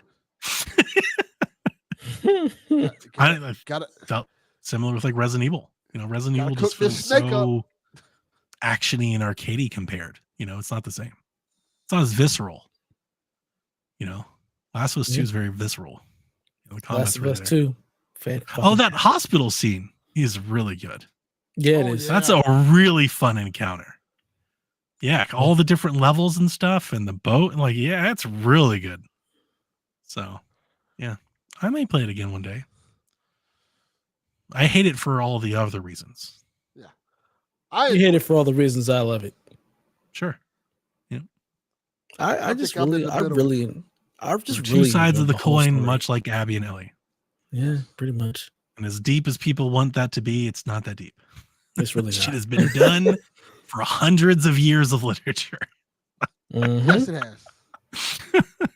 People are like, don't you get it? Oh, I get it. Well, no. We've been telling that story forever. For decades now. Forever. Mm-hmm. Oh, I get it. John Wick is that story. Let's see here. Another Code Recollection comes out on the 19th. Is it Recollection or Recollection? It's Recollection, right? I have no idea what you're talking about. I don't know. Okay. Like a Dragon Infinite Wealth comes on the 26th alongside Tekken 8. Ooh.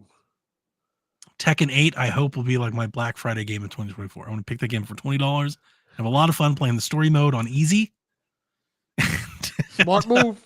And calling it a day. I'll wait for Tekken. Like a Dragon, I'll play day one. Yeah, you're day one on Like a Dragon, right? That's why I put it on here. And then I put this one here for me. I don't know if anybody else is going to get it, but at some point this month, supposedly, everything's subject to being delayed. Pal World is supposed to hit beta on PC. You guys might remember Pal World as that game that's Pokemon with guns. Oh, yeah. I remember this game. And I'm interested in seeing what that's about. So, what is this damn promotion shit we get in our chat? Don't we have like somebody to delete that or something? I can't do it. We don't have any mods. Well, we're not that important. Anyway, let's speed up here. Game Pass, Close to the Sun is out now. Hell Let Loose is out tomorrow. Valhalla hits Game Pass on the 9th. Super Mega Baseball 4 and We Happy Few hits Game Pass on the 11th. Resident Evil 2, that's the remake, hits Game Pass on the 16th, as well as Those Who Remain. Excellent lineup for Game Pass. I think it's awesome. What a great group of games. I think the We Happy Few one is interesting, and I'll save that for later. Super Mega Baseball, though. I think all the Super Mega Baseball games have hit Game Pass. Yeah, they must have a really good relationship with them. So, yeah, but play Valhalla, play Resident Evil 4 if you haven't. And if you have it, like I pointed out to Garrett earlier, news comes out, these games are coming. Garrett's immediately in multiple Discords like, who cares? I already have them, which, look, that's his priority. Everybody could do that. But it's like, we can still be excited that these awesome games are coming to Game Pass for other people, right? Yeah. But I get it. Who don't have them? I would probably say the same thing about other services, so I get it. I'm not hating on them too much, but I got a little defensive. I was like, man, if you hate on Valhalla like that, people go play Valhalla. It's awesome. Don't play Valhalla. It's just trash. Great. That's what people said when they started playing Mirage. Yeah, Valhalla came out, people like, I'm tired of the epics. And they got AC Mirage. has been trash since Black Flag. I've been trying to tell y'all, Valhalla's the best one they've made. Go play the best Assassin's Creed game in Game Pass. Assassin's Creed. We don't really have a lot of news. There really isn't a lot of news. So I came up with this little segment, which honestly, it's a new year. It's tis of the season. Probably everybody's doing something like this. I'm gonna try to put a spin on it. Segment's called PSVG State of the Industry. We're gonna talk about predictions, our favorite games for 2024, which is what everybody else is doing. But Jeff Grubb had a podcast 2 nights ago. I've been listening in my break from podcasting about games and listening to more podcasts. But I've been listening to Jeff and Mike do all of their shows. Usually while I'm gaming, I was playing Cyberpunk while listening to them. And he actually had a segment, like a little statement, a sentence that he talked about that it just settled with me. I thought it was really good. He said, and I quote, Jeff Grubb, I think it's safe now that PlayStation has won the console generation. Obviously, they've hit 50 million sales. People are saying they're outselling Xbox 3-1, right? So he goes, so what now? And I think it's a great way of like putting it, like, okay, maybe we can put this to bed. Like, we've got a clear winner and a loser. We don't have to measure one against the other anymore. It's not about exclusives and all this, like all that fanboy shit. Put it aside. They've won. We have a winner and a loser. But the generation's not over. It'll be 4 years this November, right? November? October? So November when it came out, yeah. So we're roughly halfway through a normal generation. We've had talks of revisions. There's been rumors of a PS5 Pro. There have been speculative and leaks suggesting Xbox might pull the plug on, I'm going to put this in air quotes, the generation and release new generation hardware maybe in 2026. So didn't hear that. So what do you think? PlayStation has won the console generation. It doesn't have to be about sales and money. So what now? What are we looking for? 2024 should be a big year for gaming. Obviously, there's a lot to be excited about on the Nintendo front. But how are we feeling about gaming this year and ahead? I didn't look at the PlayStation winning the console war. I like, hey, didn't Switch like kill everybody? I get it. People like to make it Xbox Nintendo, but hey, Xbox PlayStation. But isn't Switch still considered last gen? Is it? Because it's kicking everybody's ass this gen. Yeah, I think. Well, when it comes to the commentary, I just don't think anybody cares. Like, they just don't include Nintendo. We saw that in the Activision. Yeah, it's kind of hard to include them because they were here for last gen. They're still here for this gen. Like, it's not like there's a new console that they've released. That console came out when PS4 and Xbox One were out. So it's like it's just straddling the part, generation. That's the part of the Xbox, like getting out of the head-to-head race. That's the part I love. Quit launching side by side. Quit doing the Coke Pepsi thing. Yeah, Like don't you have do to. you and let them Yeah. do them. Get away from each other. Offset Yeah. each other a little bit and like focus on you. And that's I the think both of them. personally, that's what's working for Nintendo. Nintendo does Yeah. Nintendo. You want to know why? Because it's not an American company. That's why. They're like, we're just gonna do our thing over here.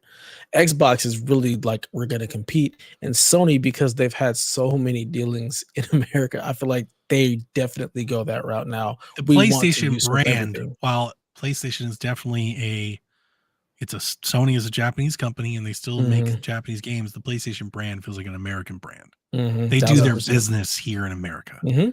Yep. That's where It they make does. their money. And that's Yeah, why they you don't make have their that. money in Japan. Nintendo trounces them in Japan. Mhm. Yeah. And I think they've always had that kind of chip on their shoulder because the PlayStation was supposed to be an add-on to Nintendo. So now it's like, fuck everybody. Yeah. Yeah. I love this. I like the way he framed the point, and it's kind of the energy that I'm here for. You know, it's like, okay, let's get away from it. Like, this is over. Let's get past this part and let's move on. And yeah, I'm all here for PlayStation 5 getting revisions. I was here for the Slim. I still think the Slim looks great. A PS5 Pro, I think, makes a lot of sense. I've said this since these consoles came out. I don't think these consoles are what I was hoping for them to be, and I think there's a lot of room for improvement, even like not like on a my PC level, even on a smaller level. I think they can do a lot of things better. They can do ray tracing better. They can do frames better. They can be better 4K than they currently are. And I don't think those are like major design change improvements that they need to make. They don't have to do a whole lot to make it a little bit better. So I don't think I need anything extra from my console. After playing Cyberpunk for the You're good where it's latter at. half of this year, I've been playing it on PS5. I was like, let me just see. I You're good honestly, where it's at. in motion, like playing it, there isn't enough of a discernible difference from it on my PC because of how fast I'm playing the game. Like it doesn't make that much of a difference where I'm like, I don't feel like I need anything. And plus the fact that I really only play exclusive games on the PlayStation, which always look and play great. I'm like, Yeah, the do I best. need a pro? The most I don't optimized know that I games. need a pro. Yeah, so That's fair. I'm not trying to talk you off of it. I think if I'm not in your shoes, I don't have PlayStation, but if I were in your shoes, I think I'd feel the same as you do. The only thing that I will say is if you could do all the things that it currently could do, high frames, optimized game and everything, but at 4K with ray tracing, if you could do it all, I think that'd be a worthwhile upgrade. Not for everybody, but for some. I think it's worth doing. For PlayStation to be a worthwhile like pursuit, I think. yeah, I just fuck ray tracing. It just tanks performance too much. I'm with you. It just tanks the performance too much. Even on high end PCs, like it's still a struggle to get like a full native 4K in 60 frames. Even with DLSS 3, like a lot of if times they it's do hard it, to get that's the rumor. 60 The rumor is frames. that their pro model will do ray tracing. It's got to be some AI upscale. Like it's not their hardware just runs it. It's they found a way to either DLSS it without quite doing that. Like they found some magic trick to make it look like it's being done. Like it's not that the hardware is doing it. It's that they found some sort of way. And I still feel that it'll be 30 frames per second. Like it still won't be 60. So I could care. I don't care. I don't care. That would be the biggest bummer. Actually, I'm if that were sure the that's what it'll case, be. if that's the case, then I'm going to be pretty hard on when they announce it. Like if they announce a Pro that's still 30, I'm like, what are we doing? What are we doing anymore? When you get the full 4K dynamic, it's still 30 frames per second. I can't imagine them being able to eke out ray tracing, even with FSR, because that's what it's going to have to be. It has to be FSR because it's an AMD based GPU. These are just rumors. The rumors is that PlayStation has some proprietary, like, I don't know, like ray tracing, recalibration, reconfiguration thing that they're running. Like it sounds like a compatibility layer. Like they found some way of like taking ray tracing and then optimizing it on their hardware. And I'm wondering if it's like some AI chip or something they're putting on it. To get native 4K at 60 frames with ray tracing. It may be upscaled, checkerboarded, probably. I don't believe it. I still think it'll be ray tracing at a locked 30. Could you imagine a PS5 Pro at 30? Yes. It's it does everything your current console does, and it's still at 30. Like your current like it feels, it's like, so what? What's the point? Because now you'll be able to get 4K at 60. This one will give you 4K or some kind of checkerboard at 4K with ray tracing at 30. So you get a stable So it's ray like the tracing thing. PlayStation 5 RT. Just Yeah. like a Dodge emblem on that motherfucker.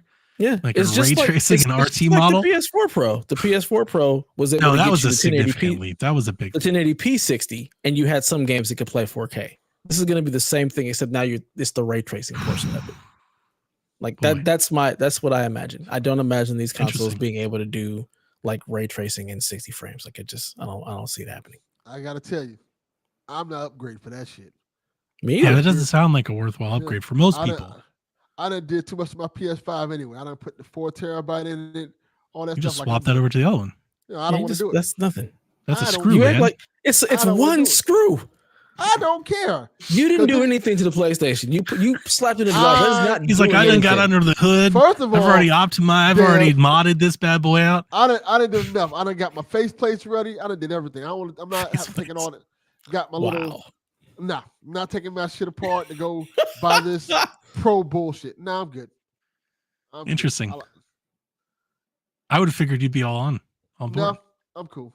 Interesting. He'll have one of his ladies buy it for him. Stop playing. That's true. Facts. Facts. That's not a bad idea, actually. Yeah, see, it'd be 2025. He'd be like, look, I didn't buy it. It showed up. Yeah. Right? Yeah, got it for Christmas. I didn't land on PS5. PS5 landed on me. Mm-hmm. Interesting. All right. I like so let's see here. I'm sorry? I like my Horizon faceplates. That is good. I remember that. Yeah, it's really nice. I don't want to be having to change the faceplates and all that stuff, and I don't like how the new revision of the PS5 looks. I'm like, I don't know. The control look different. Well, I might it's gonna not be like horizontal. that either. It's gonna be a horizontal console. It's gonna be like God. a box, like a standard. Stop it. They're not gonna do the tower thing. I'm telling you, it's gonna be squared off. Watch. Stop it. PS5 squared. Yeah. Just keep it high level because we're gonna get into games and predictions, but just high level. How are you feeling about 2024? You excited? Are you apathetic? I'm probably apathetic. Like I've been looking at my list of 2024 games. There's like 5 games on this list. Really? I did my list too. I have like 50 games. I'm like so excited for so many games. But that's you every year. You always have a shit ton of games because you play so many games. But there's for me, like I'm just in a place where I'm like, I'm looking forward to Final Fantasy VII Rebirth. Save that part. Save it. Oh, we're get there. Okay. We're gonna do the games. Yeah, I'm just like, high level, Delvin. What are you excited? Not excited. Like, okay. Really? We'll see. Yeah, I'm whelmed. Like, all right, we'll see what happens. Yeah. I'm kind of like, I feel like this last year was just amazing. So it's kind of like, all right, let's see what you got this year. I'm not like super excited. I'm not down on it, but like, oh, we'll see. Well, I'm stoked. I've got a bunch of games that I'm excited for. A lot of them are remakes, which I'm also excited for. But new Switch. Hey man, Switch. New Switch. I'm over the moon for. I cannot wait to buy a new Switch. That I'm excited for. So excited. Yeah, like I feel like I'm more excited for 2024 than 2023. So I was definitely more excited for 2023. Okay, so let's talk about it. We kind of answered Drew's question. So John32 writes in, do you have any gaming resolutions for 2024? No. Actually play some games. Play some video games? Just actually play some video games. I like that. I don't really do resolutions. I don't either. And I definitely don't have any for gaming. I would never say I'm like a particular, I'm not a goal-oriented person. I feel like that puts pressure on myself. I don't want to let myself down. So I kind of just move with my mood. My mood wants me to do something, I'll do it. Yeah. Yeah. So, I've never really done that. Like the New Year shows, like that's a big thing of it. And I've never really taken part of it. Let's see here. Next, or he also asks, do you have any wild predictions for 2024? And I did sit down and I wrote out some predictions. Did either of you? Wild predictions. Not all of mine are wild. I just sat down and wrote down some predictions. Do you want me to read mine? You can read yours. All right, I'll read mine and you tell me what you think. First prediction. I think Star Wars Outlaws gets delayed. Is that That's not wild? That's not Yeah, and I told you they're not wild. They're not all wild. I think it gets delayed, and I mean delayed, I mean like out of the year. It's not coming out this year. Yeah, I completely forgot about Star Wars Outlaws until that thing It popped looks up. so I good, but I don't completely believe forgot it. about that Even when game. that thing came out, I was like, not a chance. Like I just don't believe it. I don't think that game ships this year. I would love to be wrong because I don't think I've ever. That might be the most excited I've ever been for a Star Wars game. Not a high bar, but I really like the demo. Like I want to play that game, but I don't think it comes out this year. That's just me Yeah. prognosticating on Ubisoft. Like Yeah, they delay a lot did- of things. I no, that's 2025 at best. I also think the same thing happens in Metal Gear Solid Remake. I think it also gets delayed and it's not this year. I believe that one. My wild prediction, it gets canceled. There you go. Wow. Maybe this might be a wild one. Xbox Cloud Gaming extends to your entire library. I didn't know that it didn't already. It's just Game Pass.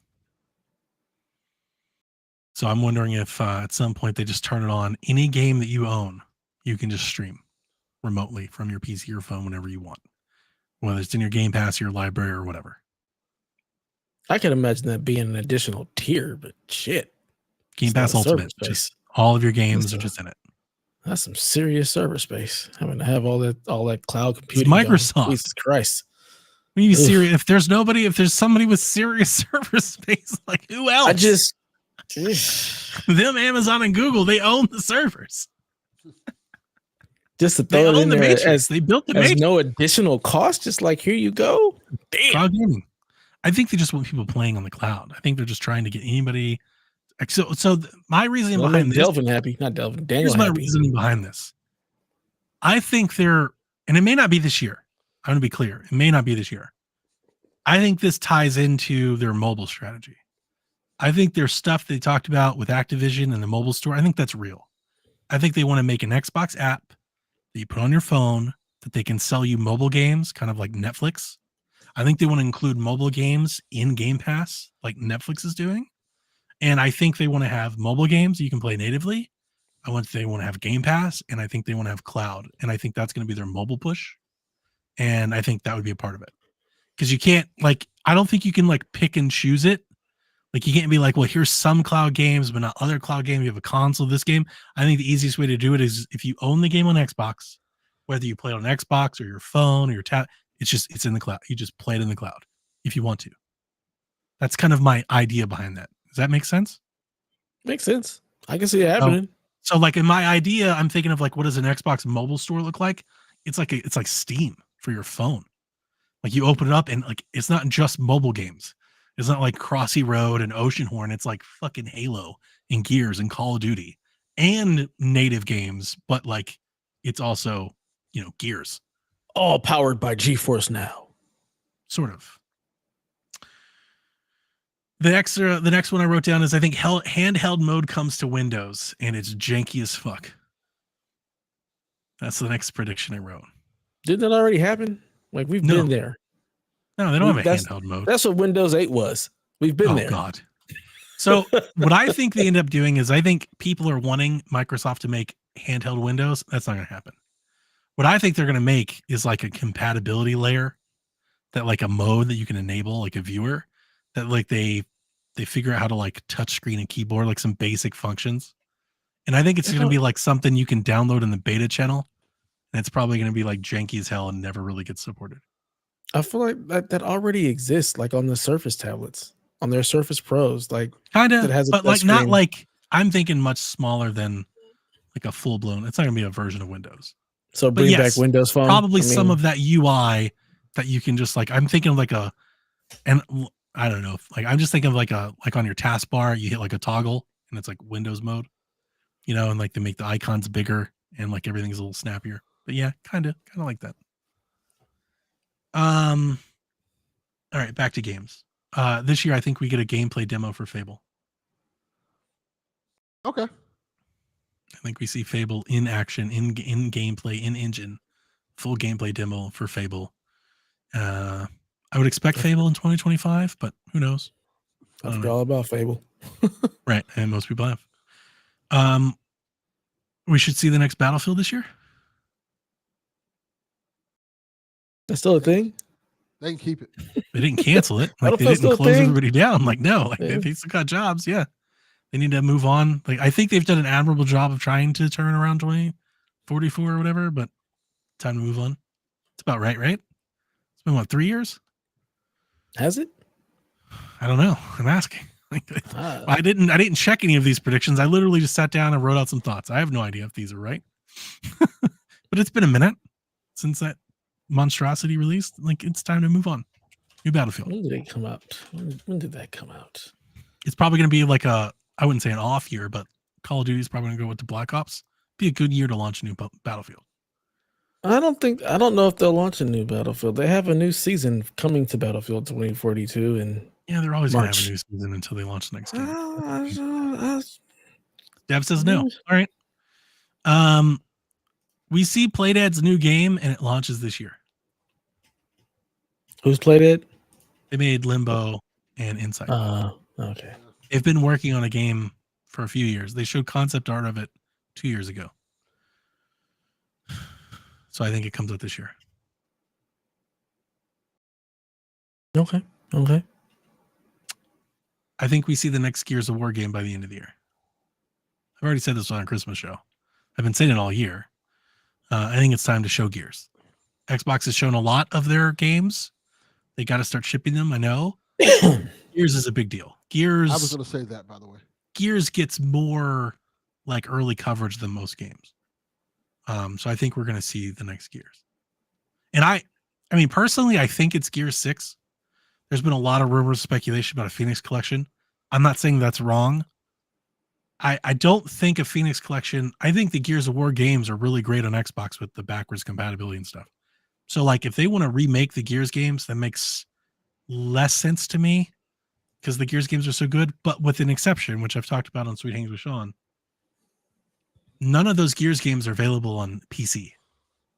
And remastering those games and putting them out as a collection to get that multiplayer back online, to get people playing those games again, that does make some sense. There's some money to be had there. So I get it. If it's a Phoenix Collection, I get it. Maybe they show both. Maybe they show a Gear 6 trailer with the Phoenix Collection announcement. That's what I was thinking. But I think we see Gear 6.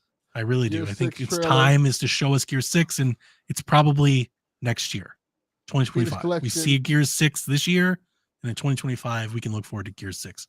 And like, just generally speaking, if 2025 is like Gear 6 and like Forza Horizon and Fable, like, holy shit. It's starting to sound pretty fucking awesome.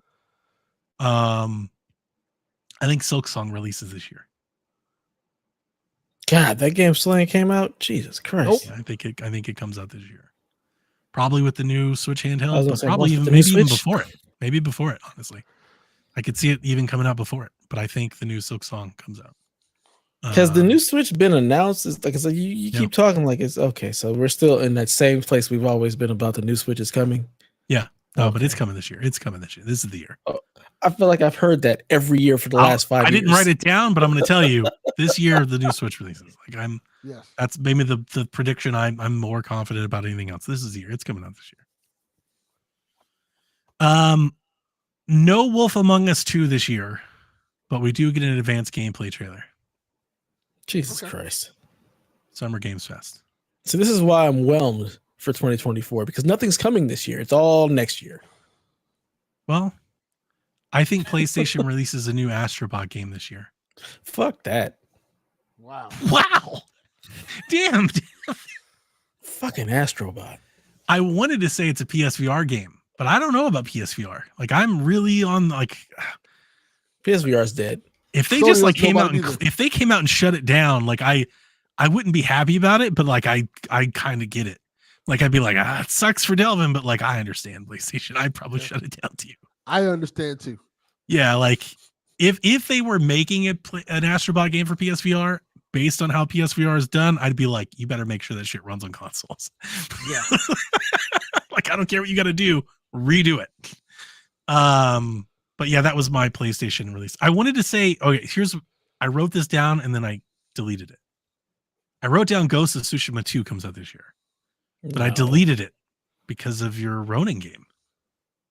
two of these damn games, and they like just release them on top of each other or back. I to would back? love for them to release that, so because this Ronin game, I don't know what it is, but fuck that game. I don't know. Something I don't think just that's for you. does I think not it's sit more, I right think for that's me more at all. for I'm me like, game. I don't want It's like a Warriors game, or this is like my take. You're just like Yeah. mauling hordes of people. I was like, yeah, this is my jam. That is not what I got from it either. I didn't get Oh, like really? no, not at all. Dude, It's this just dude was something about fighting just, like 10 dudes at a time. Shit looked I like did that- Dynasty Warriors. I did that plenty of times in Ghost of Tsushima. Okay, Walk into a base and let everybody it looked go. like Y'all all go like get a it. button masher. I wouldn't call it Ghost of Tsushima a button masher. Yeah, something about it just didn't sit right with me. It's a little bit more deliberate. Ghost of Tsushima is a bit more deliberate with combat. This game Plus looked they more of like an guns. action game. I don't want guns. Oh yeah, blow some shit up. Some powder kegs, some TNT.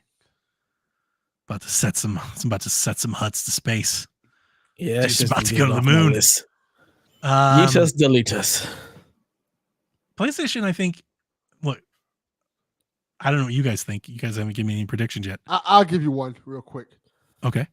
Sony Ben's game is announced this year, released spring 2025. I thought about that because you think about their stuff and you think Sony Ben. You might be right. I'm not telling you you're wrong. My only thing, the reason that I refrained from going there was twofold. There've been a lot of troubles and turbulation with Sony Ben over the years. So I'm not exactly sure how much time they've been spending deving a game. And then in addition to that, their last couple of games have taken a long time to make. Yeah. They seem to be, their dev cycle isn't like the dev cycle of everybody else. So maybe they're making a smaller game. I would think so. Maybe so. Days going. So Sony Ben tweeted out today, just a simple, hey. Oh, so maybe they're around. I lead with Delphin. Okay. All right. I did think about that. Because here's what I was thinking. The reason I put out the Astrobot game was I was trying to think, what's PlayStation doing? A lot of their studios have released games. So we're not looking at anything from, I mean, some of their studios have multiple projects in the works, but like Santa Monica just did God of War, right? So we're not looking for them to do another game this year. Yes. Days Gone was 2019. Naughty Dog just canceled a game, so we're not expecting them to do another game soon. Sucker Punch could be up, but Insomniac's not going to be. So in my head, I was like, what first party games do they have? Now I know a lot of people are maybe hesitant or concerned about PlayStation's first party. The reason I settled on Astrobot is one, I think they've got to have an Astrobot in the game in the works because it's a cute little platformer and he's probably a low investment, cost. But I also don't think they need them. They got all exclusives this year. They got the Ronin game, they got Stellar Blade, they've got Final Fantasy, they've got Silent Hill 2. Mm-hmm. Like, they are good. I know it's not the first party games people want, but like in my mind, I'm like, I think whoever the new person at Sony is, like, we're good. We can give Sony Ben an extra year. We can give Sucker Punch the time that they need. Like, we're good. Like, we don't need you right now. I know the fans may feel that way, but I think those fans will feel that way until Final Fantasy comes out, and then they won't feel that way no more. Yeah. Yep. So, yeah. That's my why last one, announcing it and then having it released in 2025. Sure. No, I think that's good. That's good. That's good. My last one I wrote down. This is the one, Dev, you should be like, I hear this every year. Wind Waker finally comes out. We have Wind Waker HD on the Switch. Here we go. I have one of those. Okay, that's it. That's all I got. I didn't say Wind Waker. I said Earthbound remake this year. Okay. Wow. That's a stretch, buddy. Yeah. Just Earthbound remake. Like, all right, we just like the first one? Yeah, just remastered, I guess. Like, just looks pretty version of Earthbound. They never want to acknowledge that game's existence. Yeah, like, here you go. You guys been asking for it, stop asking us. Yeah, I think Wind Waker, for a while, I was like, they're going to wait because Tears of the Kingdom just came out. But how fast Tears of the, I wouldn't say it came and went, but like it didn't stick around like Breath of the Wild did. I think that has made me think that they'll pull the trigger on the ports sooner than later. And I think that what they'll do is they'll probably announce, if I had my guess, this would be my prediction. They announce them in the Spring Direct to come out in the summer ahead of the launch of the Switch 2. Probably, I don't know when they're planning on announcing the Switch 2, but probably ahead of like the Switch 2 like big reveal. Ooh. I think because they're ports, they're low budget, because that's what we're seeing, right? We're seeing Luigi's Mansion HD, 1,000-Year Door port, like it makes sense. I think they probably do like Metroid Prime 2, and they probably do Wind Waker, Twilight Princess. And it's like a lot of ports and stuff. They make that Switch money while they can until the Switch 2's launch. And then they, then you can just start making new games. That's my thought process behind that one. Any others from you guys? I got nothing. I just want to be surprised by shit in 2024. That's it. Just want some surprises. Surprise! Ghost of Tsushima leaked. See, and not a leak. I just want. That's a surprise. You wanted a surprise. Leak. Surprise. I don't want a leak. Here's all the Insomniac games coming out for the rest of the decade. Surprise. Here's the new Xbox controller. Surprise. The GTA 6 trailer. I want the pageantry. No, I don't like those at all. Pageantry's dead. Haven't you watched college football this year? It's just dead. It's all about money. I've never watched college football. Pageantry's gone. Pageantry's gone. College football can suck a dick. Dead and gone. About that. Jesus, what college football did to you? Dude, fucking Columbus is burning. Buckeyes have just been nothing but torment. Columbus been burning. Stingray asks, what's one shadow drop you want to see in 2024?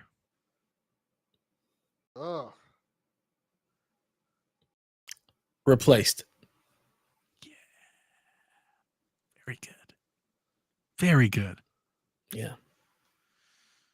The last night. Those are good. Replaced. Routine is good. I'm going to say, I want to wake up one day and have a tweet from Grasshopper that says, log into the eShop and play Shadows of the Dam Remastered today. That'd be great. Yeah. Delvin, you got one? The last night. Oh, that'd be dope. That'd be stellar. The game they announced so long ago that looked so cool. I've been waiting for that game this whole generation. Last year, so long. The Last Night. Tim Seray's The Last Night. It's like this pixely cyberpunk game was shown at the Game Awards like literally like 8 years ago. Yeah. Like, I've been waiting for this game forever. It looked so cool. And yeah, that did look cool. You know the games that come out is going to suck. Like probably. What were we doing this whole time? Feel like a whole different game. Yeah. Our next question comes from Daniel D Life. He says, what's a sequel that you're looking forward to releasing in the next 1 to 3 years? Is that like are we predicting a sequel, or is like a thing that's already been named, or either or both, or whatever we want to do? I think it's either or both. For me, it's anything that doesn't come to handheld, so we can't play it. Correct. Shit, I would say Cyberpunk sequel, but I feel like that is years and years off. Not the next 1 to 3. That's like 5 to 7. I mean, I've got 2 that I'm expecting to play soon, and that's Space Marine 2 and Stalker 2. So. He said in chat predicting it. I have a game that I want a sequel to. I have 2 of them on Switch, and we're not going to do. I don't remember what I wrote down on the Switch notes. I don't think we're doing like predictions. If we are, Shackers, you may get this twice. I've got 2 Switch games that I want to will into existence in 2024 and 2025. I think they could both launch with like Switch 2 or like announce with Switch 2. I want Astral Chain 2. And I want The Tourist. I want a sequel to The Tourist. Do you guys play that game? What's The Tourist? Let me look this up. You're talking to me. Is it Shinin? Shinin Games? Use just Shinin Boy. It's spelled with a Y. It's like this adventure game. I loved it. It was great, and it is one of the most beautiful games I've played. Yeah. Okay. Shinin Games. 50% off on Steam right now. It's like a puzzle. It's not really. I mean, you do like little. It's an adventure game. You walk around, you talk to people, you collect items to complete things and quests, and it does have little puzzles and little tombs along the way. It's just a really rad, cool game. And those are 2 they were like Switch specific games. The Tourist, I think, is out everywhere, but like I think it launched on Switch. And it was like one of the Switch indies, and it's just it's a beautiful game. It's got like the voxel graphics. It's like cubey, kind of like a Minecraft. Think of like Minecraft with like ray tracing. It's kind of like what the Tourist is. And that and Astral Chain. I want sequels to both of those games. Those are The games Tourist that I is want. $10 on Steam right now. I would play it. If you got a Steam Deck buying it OLED, you right gotta now. play it. It's gonna be awesome. And there's no problem running it on Switch. I mean, it's a low tech game. It's not all that demanding, but it's gorgeous. It's a lot of fun. Just bought it. So those are my 2 shots in the dark. A new Infamous game. Oh, I would love that. I would love a new Infamous game. Who's making it? I mean, it would still be Sucker Punch. No, they're making Ghosts. They're not doing. Oh, they are anymore. making Ghosts, but they could also be doing 2 games. They could be working on Infamous. Sure. They could have been working on Infamous, and now it's time. See, I think if we get an Infamous game, Ghost later. I think it's coming from Blue Point. I think that's a great franchise to be like, Blue Point, knock yourselves out. Try to do something with it. Why? Because I mean, they don't really have because they've been remastering things, right? So let them keep remastering things. Why wouldn't you just let Sucker Punch keep the legacy of Infamous? I think it's more of just Sucker Punch want it. I don't think it's they not like take it away from them. I think they're like, we're done with this. If you see what Insomniac is doing with being able to bounce back and forth. If Insomniac made an Infamous game, I'd be fucking stoked. Yeah. They'd make a better one than Sucker Punch did. That's for sure. I don't know about that. I think they would. Nah. Yeah, I'd take a new Infamous game. Ghost of Tsushima. Either of them. Infamous would hurt. Not being able to play an Infamous game would sting. It'd be like a 1 game. You'd just go out and buy a PlayStation. I probably would, and then sell it. Probably would. Pretty much. Is that it? No more? Elvin, anything? A new Ratchet and Clank. Oh yeah, That'd be pretty cool. it's on the list. Anytime soon, but it was on the list. Didn't know that. Surprise! Yeah. You see, your resolution's already coming true, Dad. You're good to go, man. Nah, it's awful. It's awful. You were surprised. No. Look at all this pageantry. You're amongst friends. I hate it here. Do I got to do like the TikTok, the surprise bit? Surprise, I have surprise. no idea what that is. See, I'm going to start making you some surprise TikToks. There you go.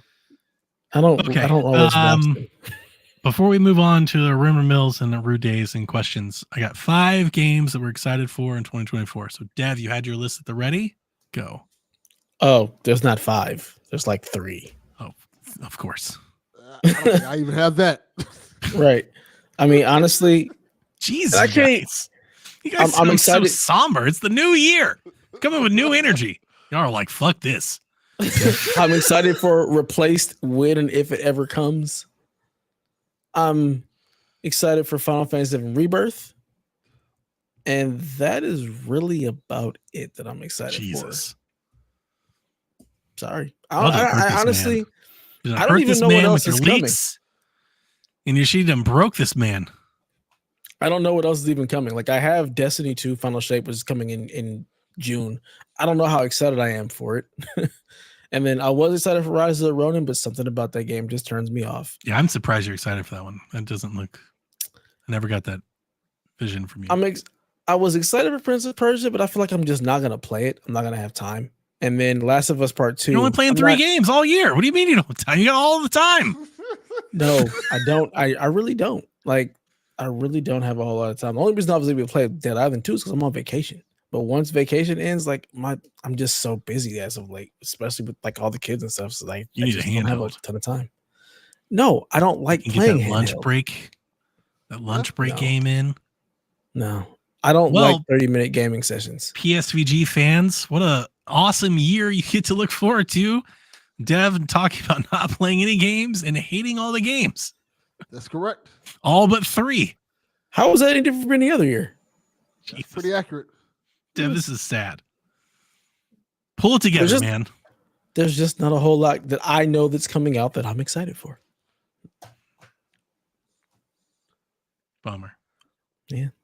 Delvin, what you got? Final Fantasy VII, of course, the remake of 2, the sequel to that, I guess I'm really excited for. I'm looking at the list. Alone in the Dark, I'm excited for. That looks really cool. Surprisingly, Suicide Squad. Yeah? Yeah. I think that game's gonna be big. I People are making their jokes. I think that game's gonna hit. I know people are like talking about the leaks and stuff.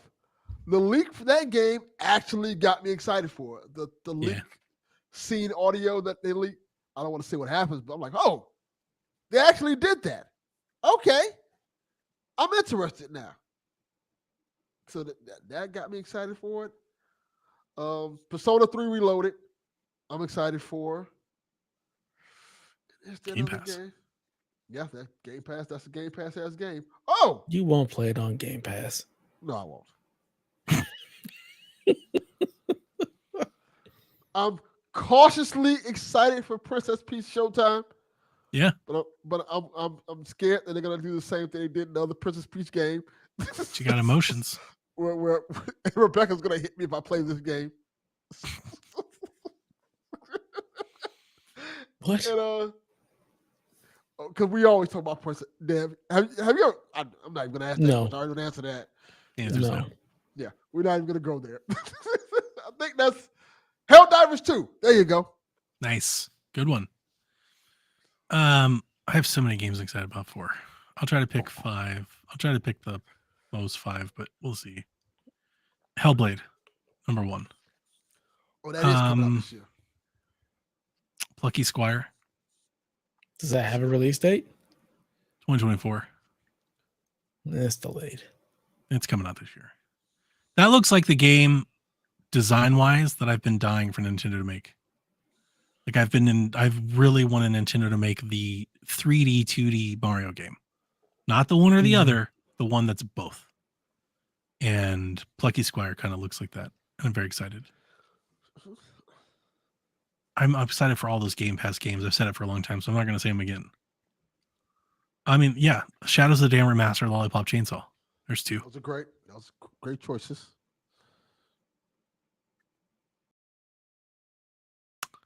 I don't think that Moon game is coming out this year, so I'm not going to say it. So instead of saying that, I'm going to go with fucking Toxic Commando. That's a good one. John Carpenter's Toxic Commando. That shit looked dope. So, yeah, I'll say those are 5. I got a bunch more, but there's 5. NCAA football. I can't say I'm excited about NCAA. I'm excited for it to come back, but fucking college football's on fire. Yeah. I don't know if there's anything that excites me about college football anymore. It's just dead. It's just what a mess. Well, you can like get your franchise mode and half your team transfer and half of them get bought out by other teams, and you got to give freshmen in high school $8 million to come to your school to not play. It's just so much about the game, the sport is just depressing right now. I'm going to get it. Don't get me wrong. I'm going to get it. But like Retro Bowl makes me excited for like play Retro Bowl. College football Retro Bowl is great. All right. So rumor control. I'm just going to say this. I'm not going to point you out in the direction. If you want to care about trying to figure out what's coming, you can go look it up yourself. But there's rumors swirling. There's an Xbox event soon. There might be an Xbox Direct or a developer Direct. And if you want to find games or leaks or whatever, you can go find it. But don't be surprised if in the coming weeks, Xbox pipes up. So that's out there. Rude Days says season 2 of Over Unders will be next week, as will the reveal of the winner for season 1. But he's got a question. Which gaming company, publisher, developer was the biggest winner of 2023? Which was the biggest loser? Insomniac was the biggest loser because they can't win an award to save their lives. And whatever studio made Baldur's Gate is the biggest winner. Larian, yeah. The biggest winner was Valve. They crushed and owned. They own 2023.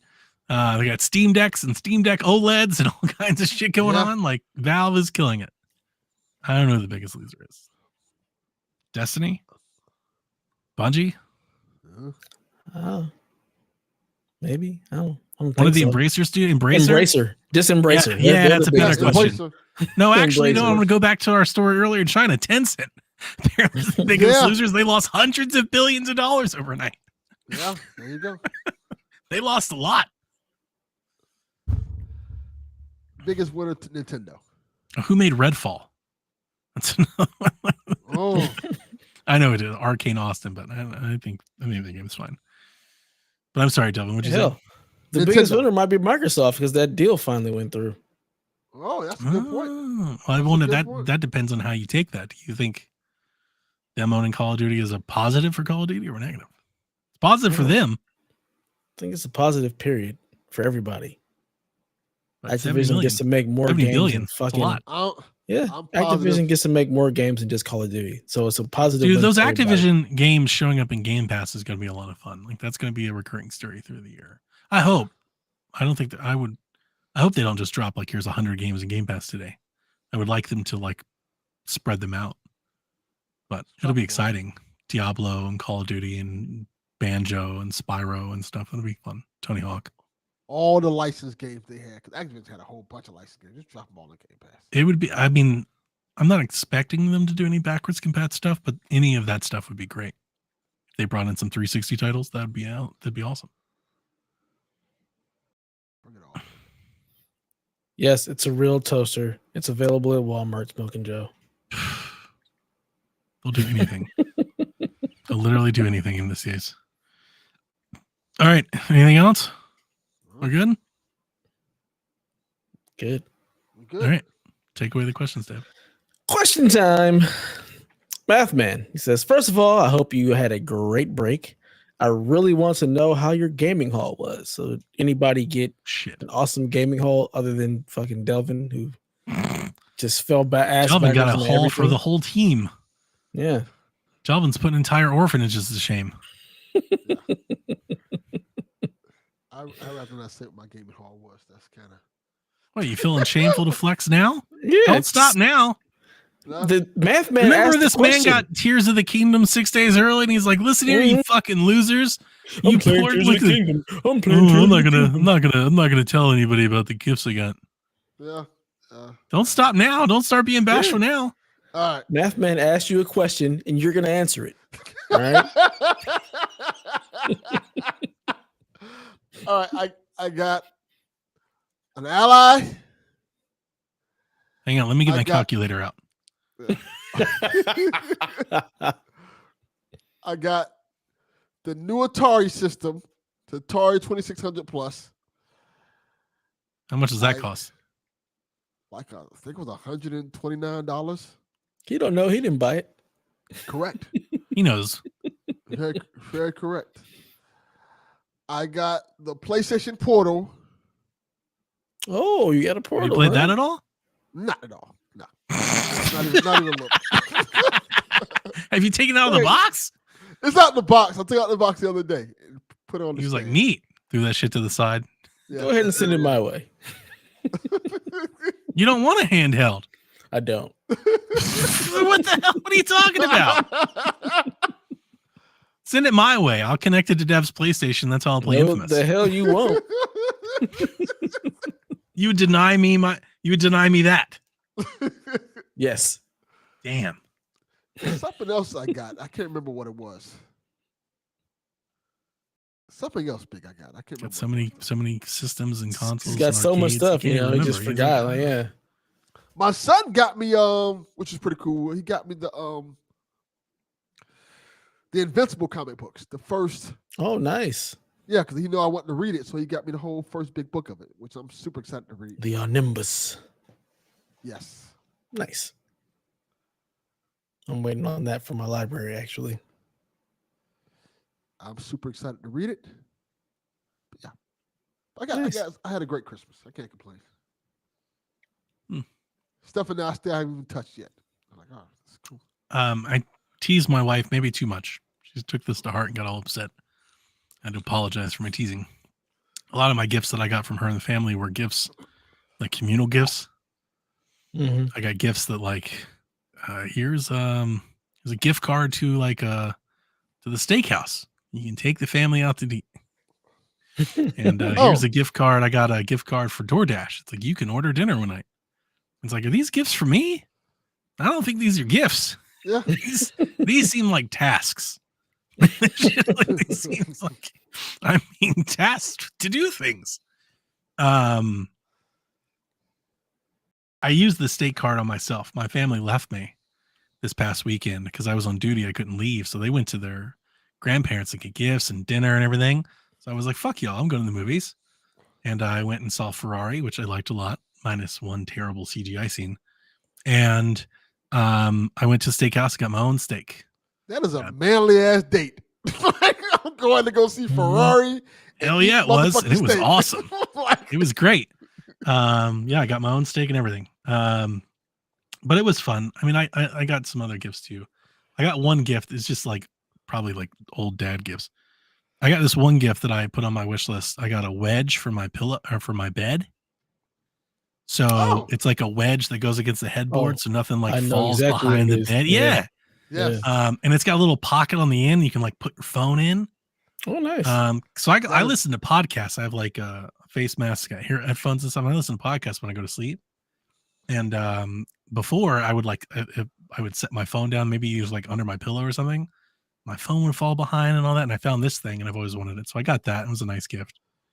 But the main, like my major gift this year actually came from my in-laws. My in-laws got me the 8BitDo retro NES keyboard. Oh, it's got like super keys for anybody that doesn't know. Like, so I can show it to you on this. So it's got this thing. That is cool. These are what they call super buttons, super keys, like little NES buttons. Okay. So there's two of these. There's an AB button on the keyboard, and then there's these super pad AB buttons, and these can be programmed to do anything, any macro you want.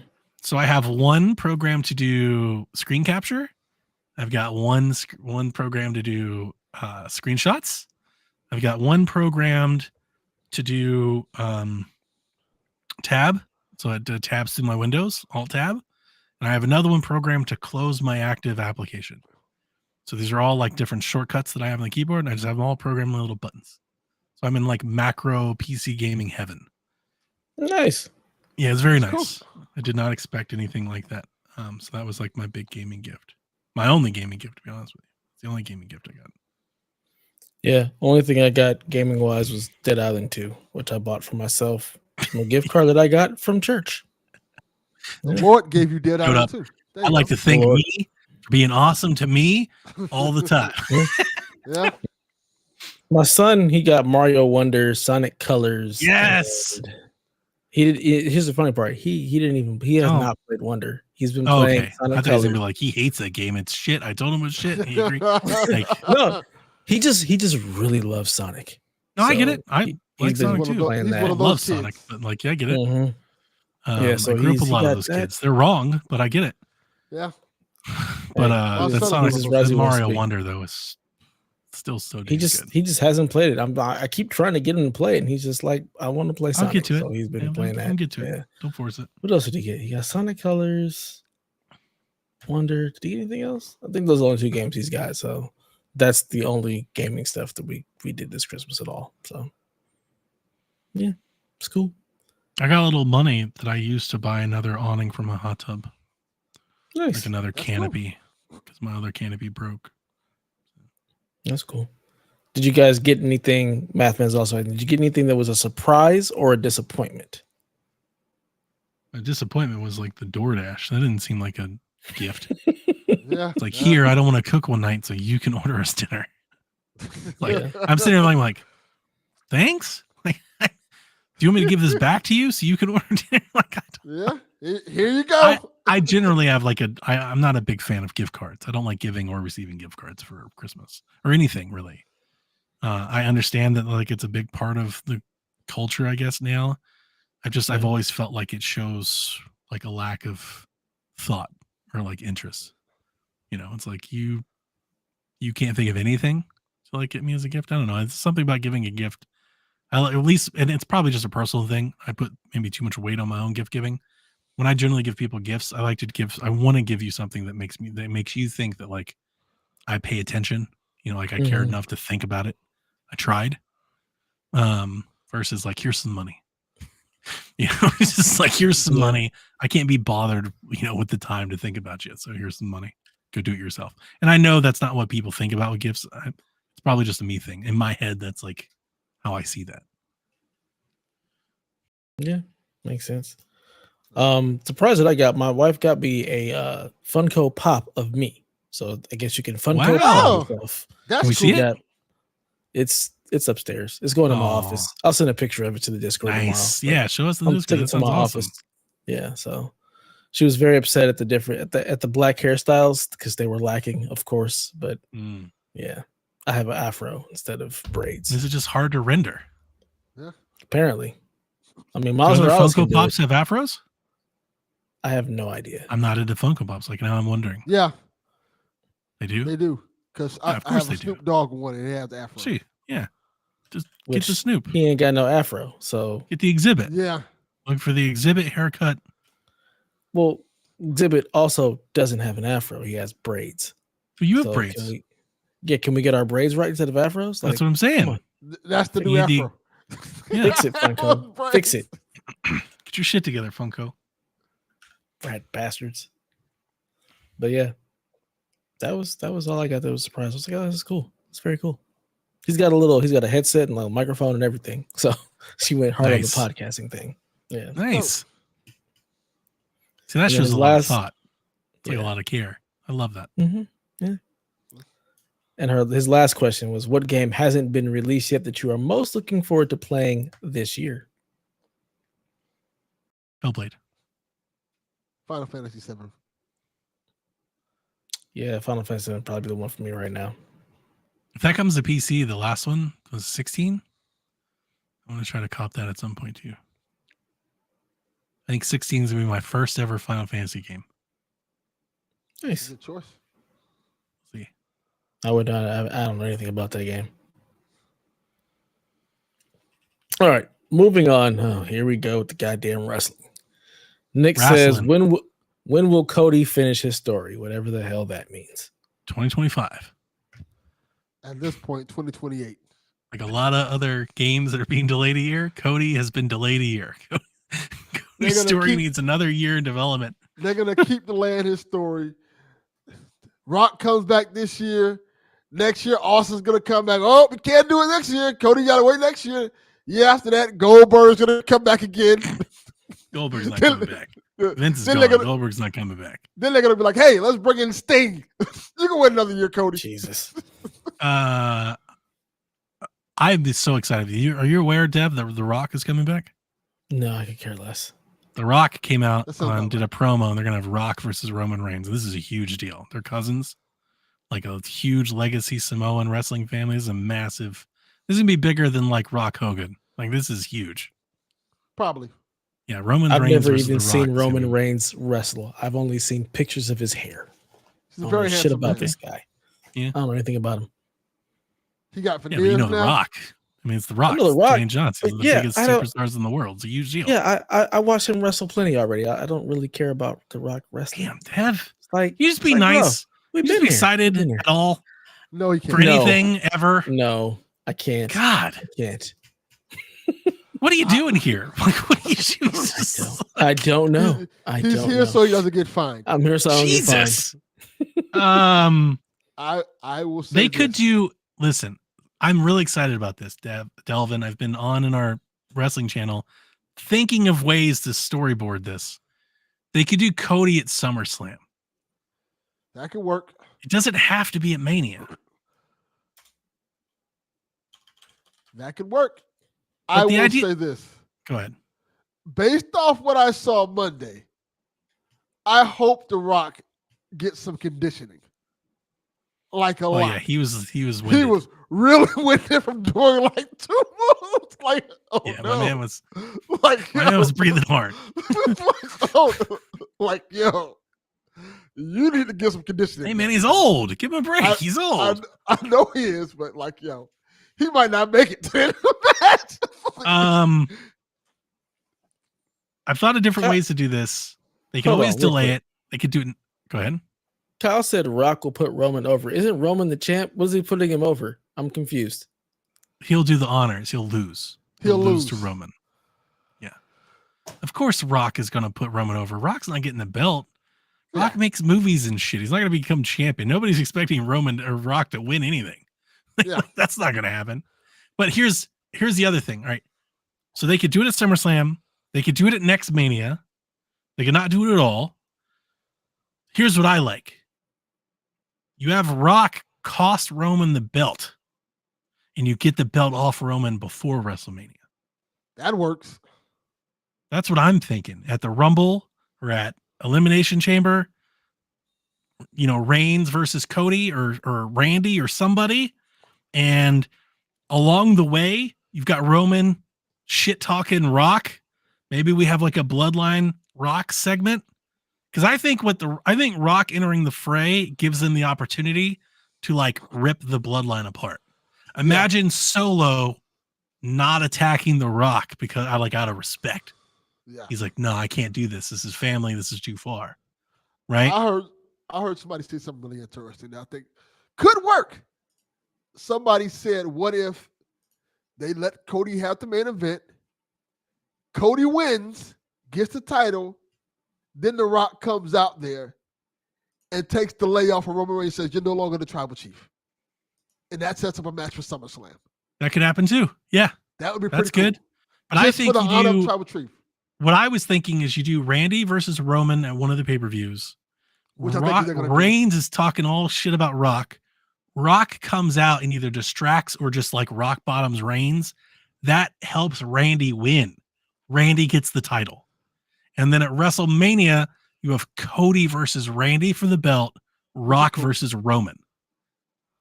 That could work. Like that, like Cody doesn't have to beat Roman Reigns for the belt.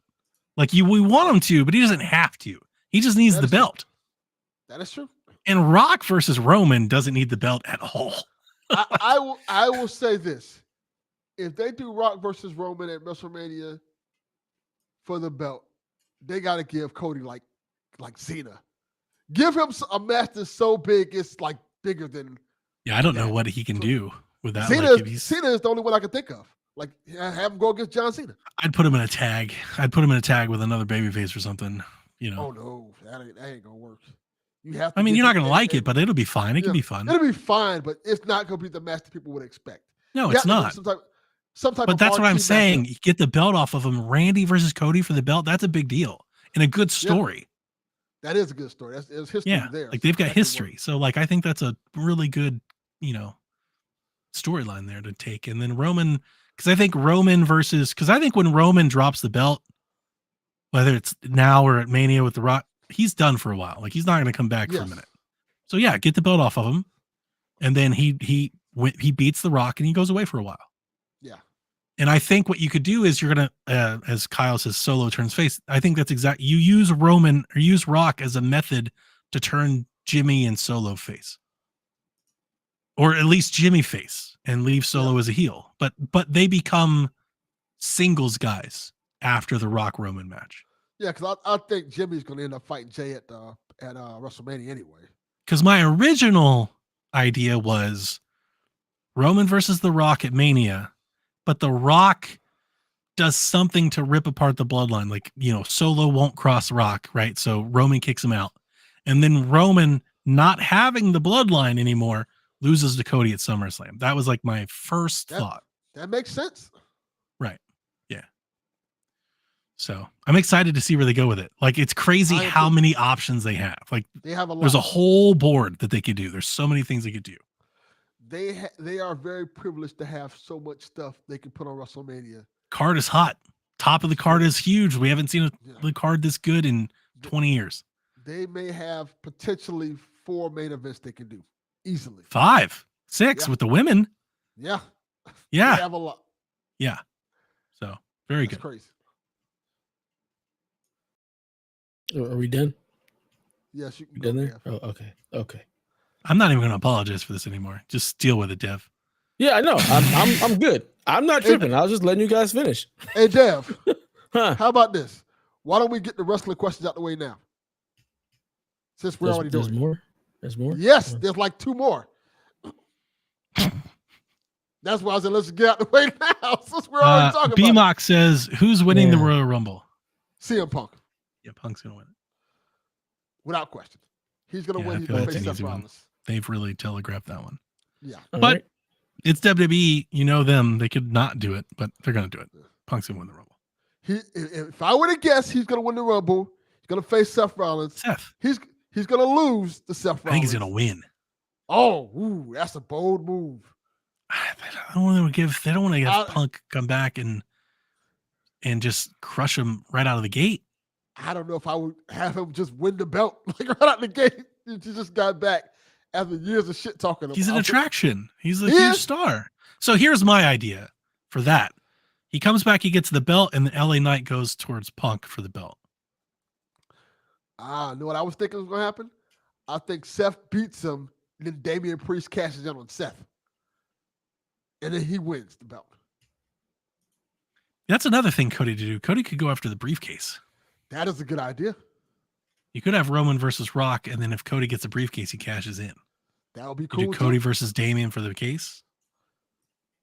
Then he just cashes in on Roman. That would be really cool too. You could do that. I think it's a cheap way of winning it. I don't like that idea, but he could do it. But it would work. Right. Yeah, no, I think Punk wins it. And I would love to give Seth the victory, but I mean, he's had the belt for a year. The thing is, what are you going to do with Seth after that? After he beats Punk, then what? See, if Punk wins it, there's a lot to do afterwards. I think the whole thing of, I feel like just Damian Priest beating him is the story to tell. Like Damian Priest. You think the cash in, so the heel. Okay, I got you. That works. It works. In the same way that Seth got cashed in on Roman. It's an easy way of getting the belt to Damian without having him to earn it. Yes. You know, that makes sense. That's pretty good. I'm okay with that. And Judgment Day will have 2 titles at the end of WrestleMania. He'll be a transition champ. He's not going to hold that belt for long. Yeah, he won't hold it for long. He may lose it to Punk. Yeah. That's what I was going to say. Maybe Punk makes sense. him. Okay. That makes sense. I'm on board there. Yeah. Seth gets the cheap win, gets cashed in on, then Punk picks it up. That makes sense. Okay. Yes. You protect everybody involved. That's good. All right.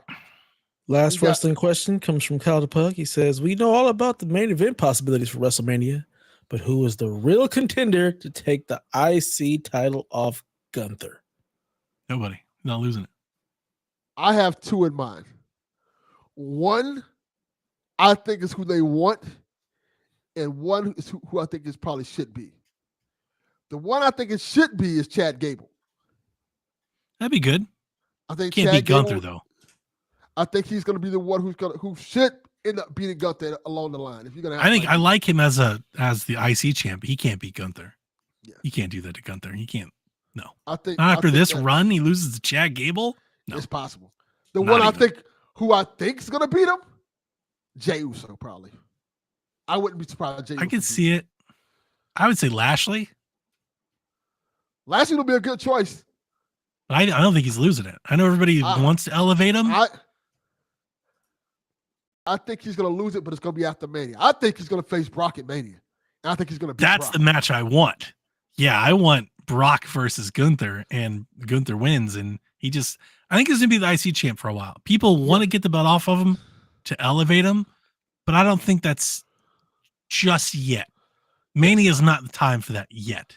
I think he's going to beat Brock, and then later on down the line, he's going to lose to Jey Uso. Yeah, you get that belt off of Seth, and you get it to Punk, and you get the belt off Roman, and you get it to Cody. Then we can talk about elevating. But Gunther's got to get in line. You've got matches to tell with Drew. You've got matches to tell with Randy. You've got matches to tell with Jay. You got LA Knight. Gunther's not the next up, so he can keep that belt for a minute. He's done a great job. I think Gunther's the one you can have beat Cody eventually. Yeah, I can see that. Or Punk. Like, you need to give him an established win. But I don't think you're ready to give him the strap. Not the heavyweight belt. Not yet. He's not. Ooh. No, I'm sorry. I just thought of one. I know who gets the belt off of him. Cross. Ooh, that could be interesting. He's got a faction. He can cheat him out. Maybe. I wouldn't want to turn Gunther face, but maybe. But yeah, he's believable enough to get the belt off of him. Yeah. And I think LA Knight's getting the U.S. title, by the way. And Cross can keep the belt for a minute. Yeah. He can be that working IC champ for a little bit. Yeah. Like he wasn't in NXT. I think LA Knight's getting that U.S. title. Off of Logan? Yeah. Dude, Logan LA Knight's going to be a sweet match. Yeah. I think. And LA Knight, he's not going to be in. Well, see, I don't like that because. It's not that I don't like it. I think that'd be fine. But I really had my heart set on Punk gets the belt and then LA Knight Punk. I think that's money. That's a I do money too. match. Can't do that if he's U.S. champion. I think they're gonna lean towards him going because I think they want to see Logan Paul against LA Knight. No, I like that. I like that match, but I'd almost like let Logan win. Because again, I ask you this: what do you do after? You got to have somewhere to go with it. You can't just change titles just to change them. Eventually, Santos Escobar and probably Andrade. Yeah, same thing. Andrade's good. Yeah, and maybe one of the NXT kids. But you can't have LA Knight doing the honors. See, it just feels beneath him. Yeah, you should be chasing. The money's in the chase. He needs to be chasing, like Drew. He's at that level. Jay is good. I think Jay can do it all day. That's good. I think Jay is going to be a future world champion. I Yeah, don't know if it's going to be this. I don't know if it's going to be this year. Dominic. Oh, that'll be a good one. You do Dominic. Dominic would be good. But yeah, I don't like LA Knight holding the belt. I'd rather Logan cheat to win. Good match, but have Logan cheat to win. Moving along. Logan can go. He's very impressive. He's good. He's very good. TPR wants to know, what 2023 games did you not get to that you're determined to beat this year? Baldur's Gate. Okay. Not a chance. I don't believe that. I beat Zelda, so Baldur's Gate. That's a different thing. That's a completely different ball of wax, sir. I think I can get through Baldur's Gate. It's gonna take if that's all you're playing. And see, that's the thing. This year, that might be all I'm playing. Didn't you just talk about you playing Final Fantasy? But Final Fantasy doesn't take that long. I thought it was like hours. a big, huge game. It's like 30 70 hours. No, 70? Not 30. It's like 70. The That's part a lot, one wasn't man. that long. Part one wasn't that long. Part one took me 70 hours, bro. I don't think part one took me that long either. I gotta look at how long. Delvin, I love you, but no. I played 150 hours of Zelda, so I think I can play 150 hours of Baldur's Gate. Yeah, if that's all. Does that beat it?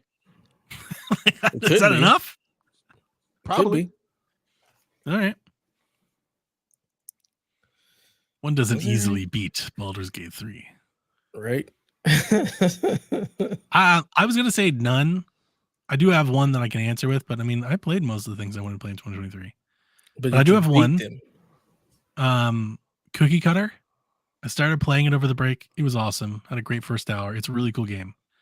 But they have a lot of patches. I'm on the Reddit, and the developers in there every day, like addressing, we're doing this, we're doing that, we're fixing this, we're fixing that. And I was like, I want to put it on hold for a little bit.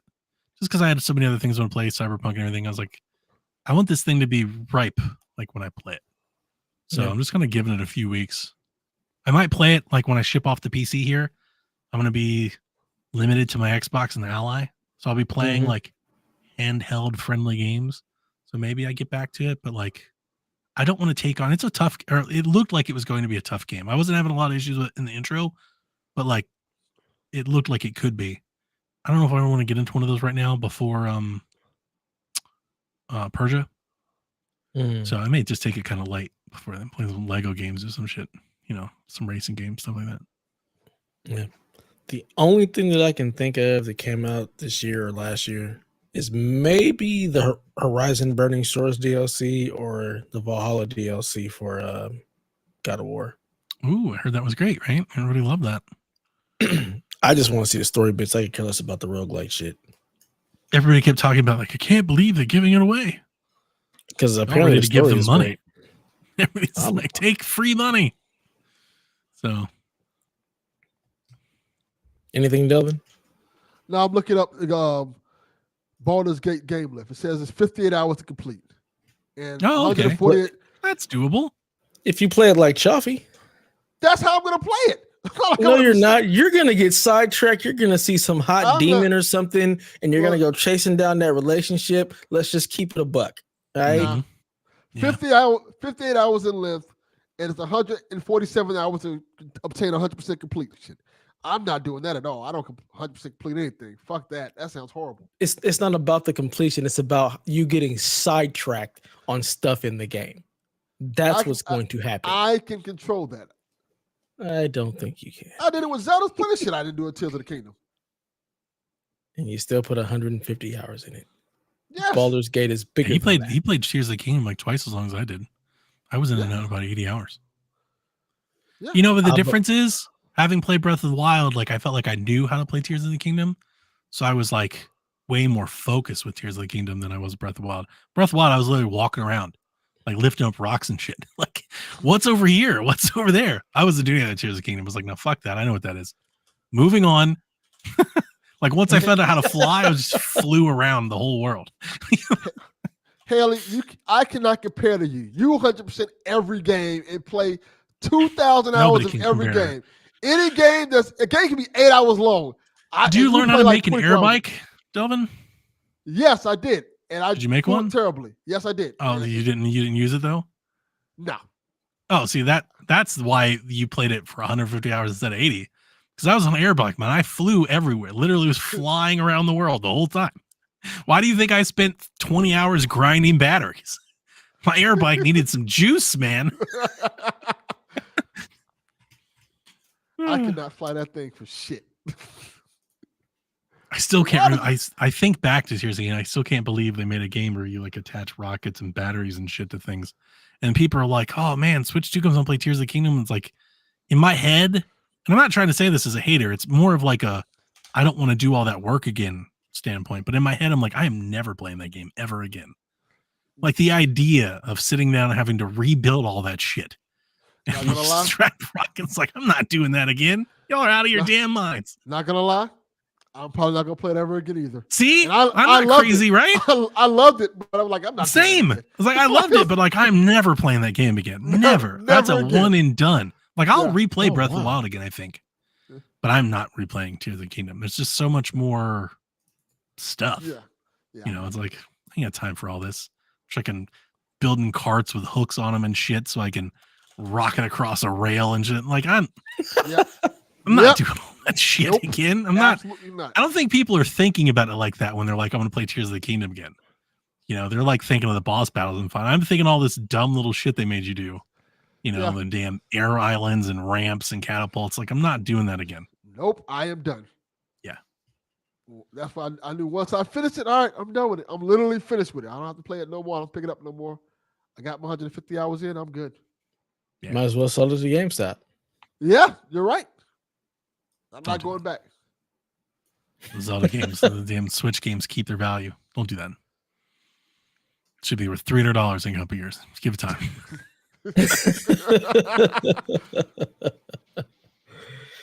Smoking Joe wants to know what NBA team has surprised you the most this season, and as of today, who do you think is the favorite to win it all this year? Welcome. That's a back, good gentlemen. question. I didn't catch the last part of that. Detroit surprised me the most because I didn't expect them to be that bad. Ooh, Yeah, I didn't expect You him know- to lose this much. I still don't think they're that bad. Oh, they're It's bad. it's they're competitive. Like they're like see, right now that's the they're thing. they're competitive. Yeah. They just keep losing, but So they're here's not the thing. ever like getting blown out. My theory on this is that the league is just that good. Mm-hmm. It's not that they're that bad. It's the league is that good. So I think you rewind 20 years ago, dude, the league sucked. There were a lot of teams that had no talent. The That's league true. is stacked right now. Like everybody has an all-star. A lot of teams have more than one all-star. Hell, Yeah. there's like 10 teams that have 3 all-stars. There's a lot of good talent around the league. Like if you just look at the talent that Detroit has, they're a lot better than teams that were 10 years ago. Yeah, I agree. But the league is just that much better.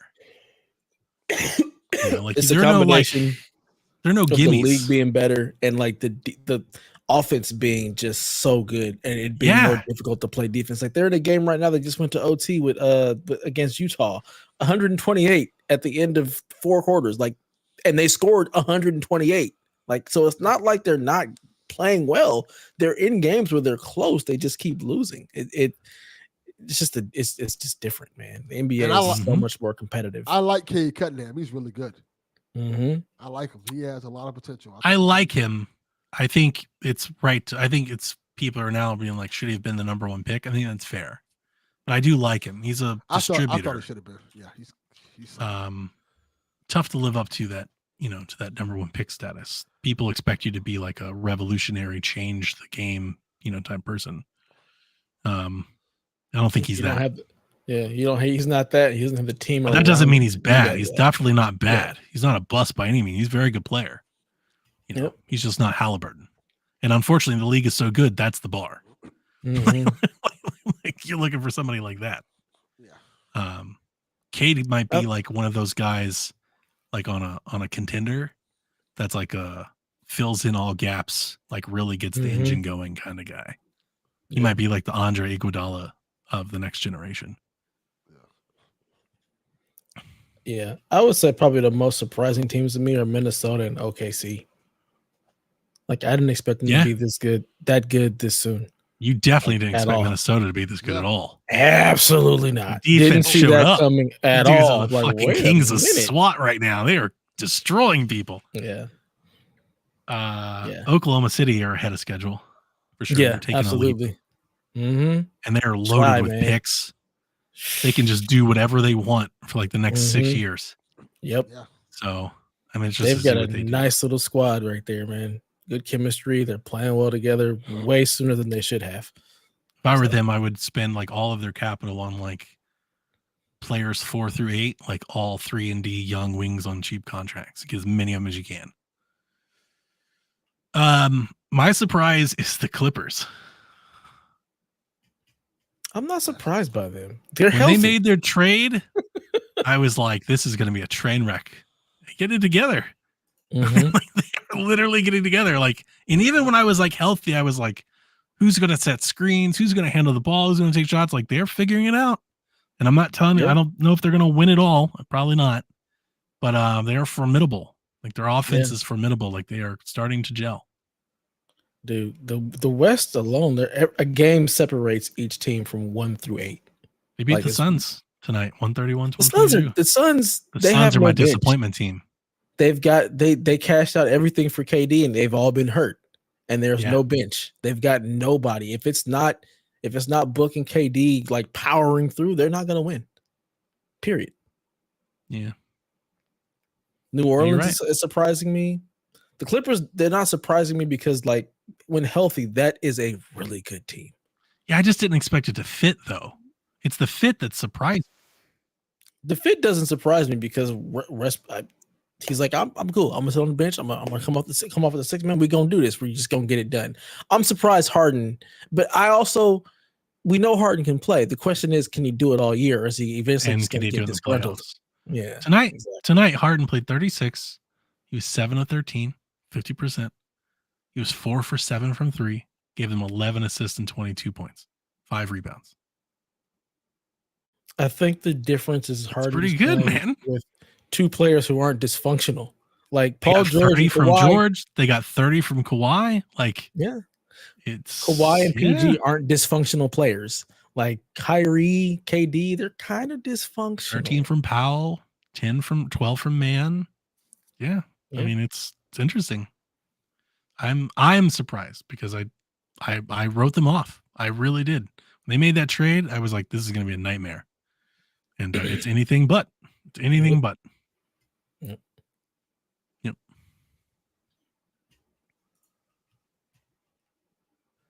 Do you have a favorite to win it all?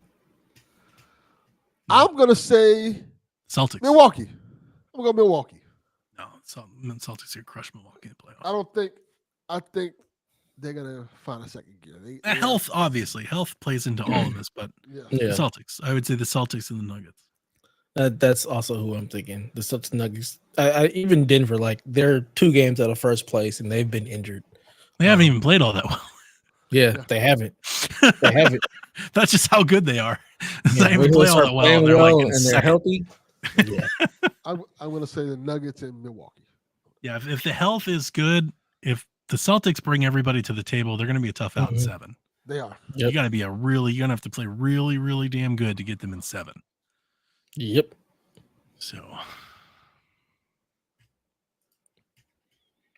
All right. Six Wheels wants to know who would be your arch enemy if you were a superhero? Dev. His superhero's villain name would be Hater Man. Depressing. Yeah, just do what he does The now. Great Just send Depression. me messages Great of his hair. Depression. That's some super villain shit. Just send me pictures of his hair. Killer mood. Every single time I get my hair braided, I gotta send a picture to Delvin of my hair out. Yeah. Every time. Every time. That is some super villain shit if I ever see something. Just Bane. You send him all the pictures of the hair on the floor and they got cut off. Like, this is the hair I didn't even want anymore. I should do that too. This is the hair I threw away today. Every time I get the sides cut, just like, here you go, Delvin. Didn't even need this stuff. This hair didn't even make the cut. Much like you in your daily life. Yeah. See? Yeah. Yeah. My arch enemy. One of you two are fucking Daniel and his goddamn handheld shit. D-Life. Yeah. D-Life. The backbone. Fucking handhelds. The Rob 3000. Maybe that'd be mine. D-Life is devs. Mhm. The Applenator. Yeah. It's fucking Apple. It's the worst. He's like a bad version of the Riddler. He's got like a black turtleneck. Yeah. Like some jeans. Listen here, Great Depression. Riddle me this, guy. What a bunch of Apple logos on his shirt. I hit you with the iCloud. Boom. Like, what? Oh, shit. He's got me trapped, Batman. I'm in the Apple Arcade. How do I get out of here, please?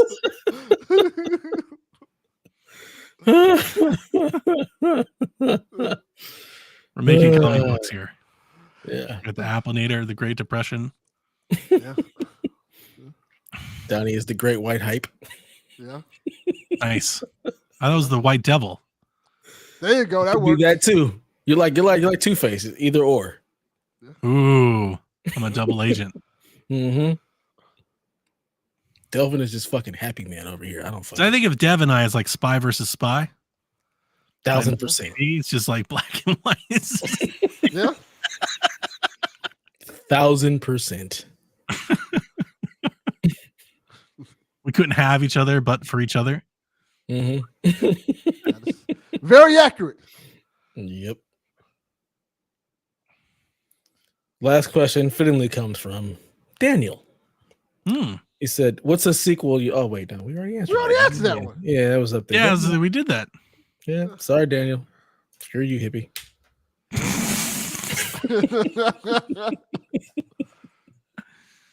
The Applenator strikes again.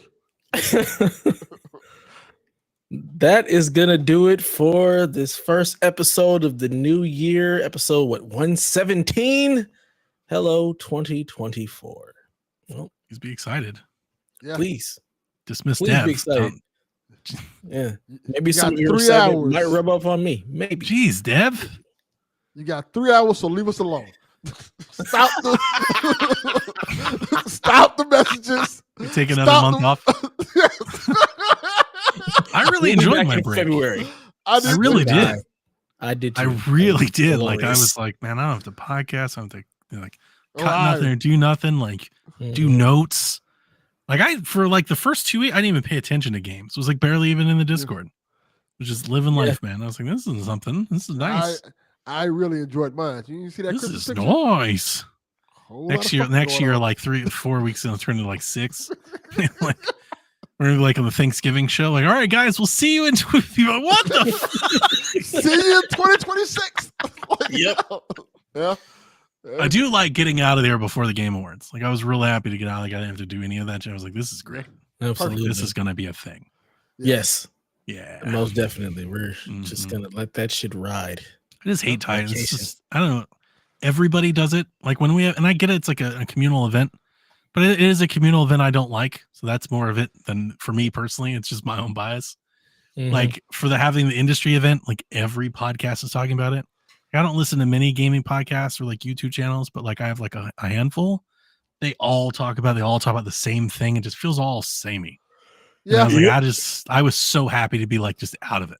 I'm glad we don't have to do it. Like, Yeah, exactly. I was just like, this is great. This is perfect. We should have done this a long time ago. Yeah. There's other shows for that. This is not the show you're looking for. Yeah, that was great. Not I really enjoyed that. Yep. All right. Well, until February, because we're not coming back till then. Fuck it. Yeah, we'll be back for Black History Month. Valentine's. Yeah. Valentine's episode, and then take another couple of weeks off for spring break. Yeah. Come back February. I'm not here. Yeah. Sorry. Can't have the white devil on Black History Month. Absolutely not. Wow. We will have Malcolm X in that chair.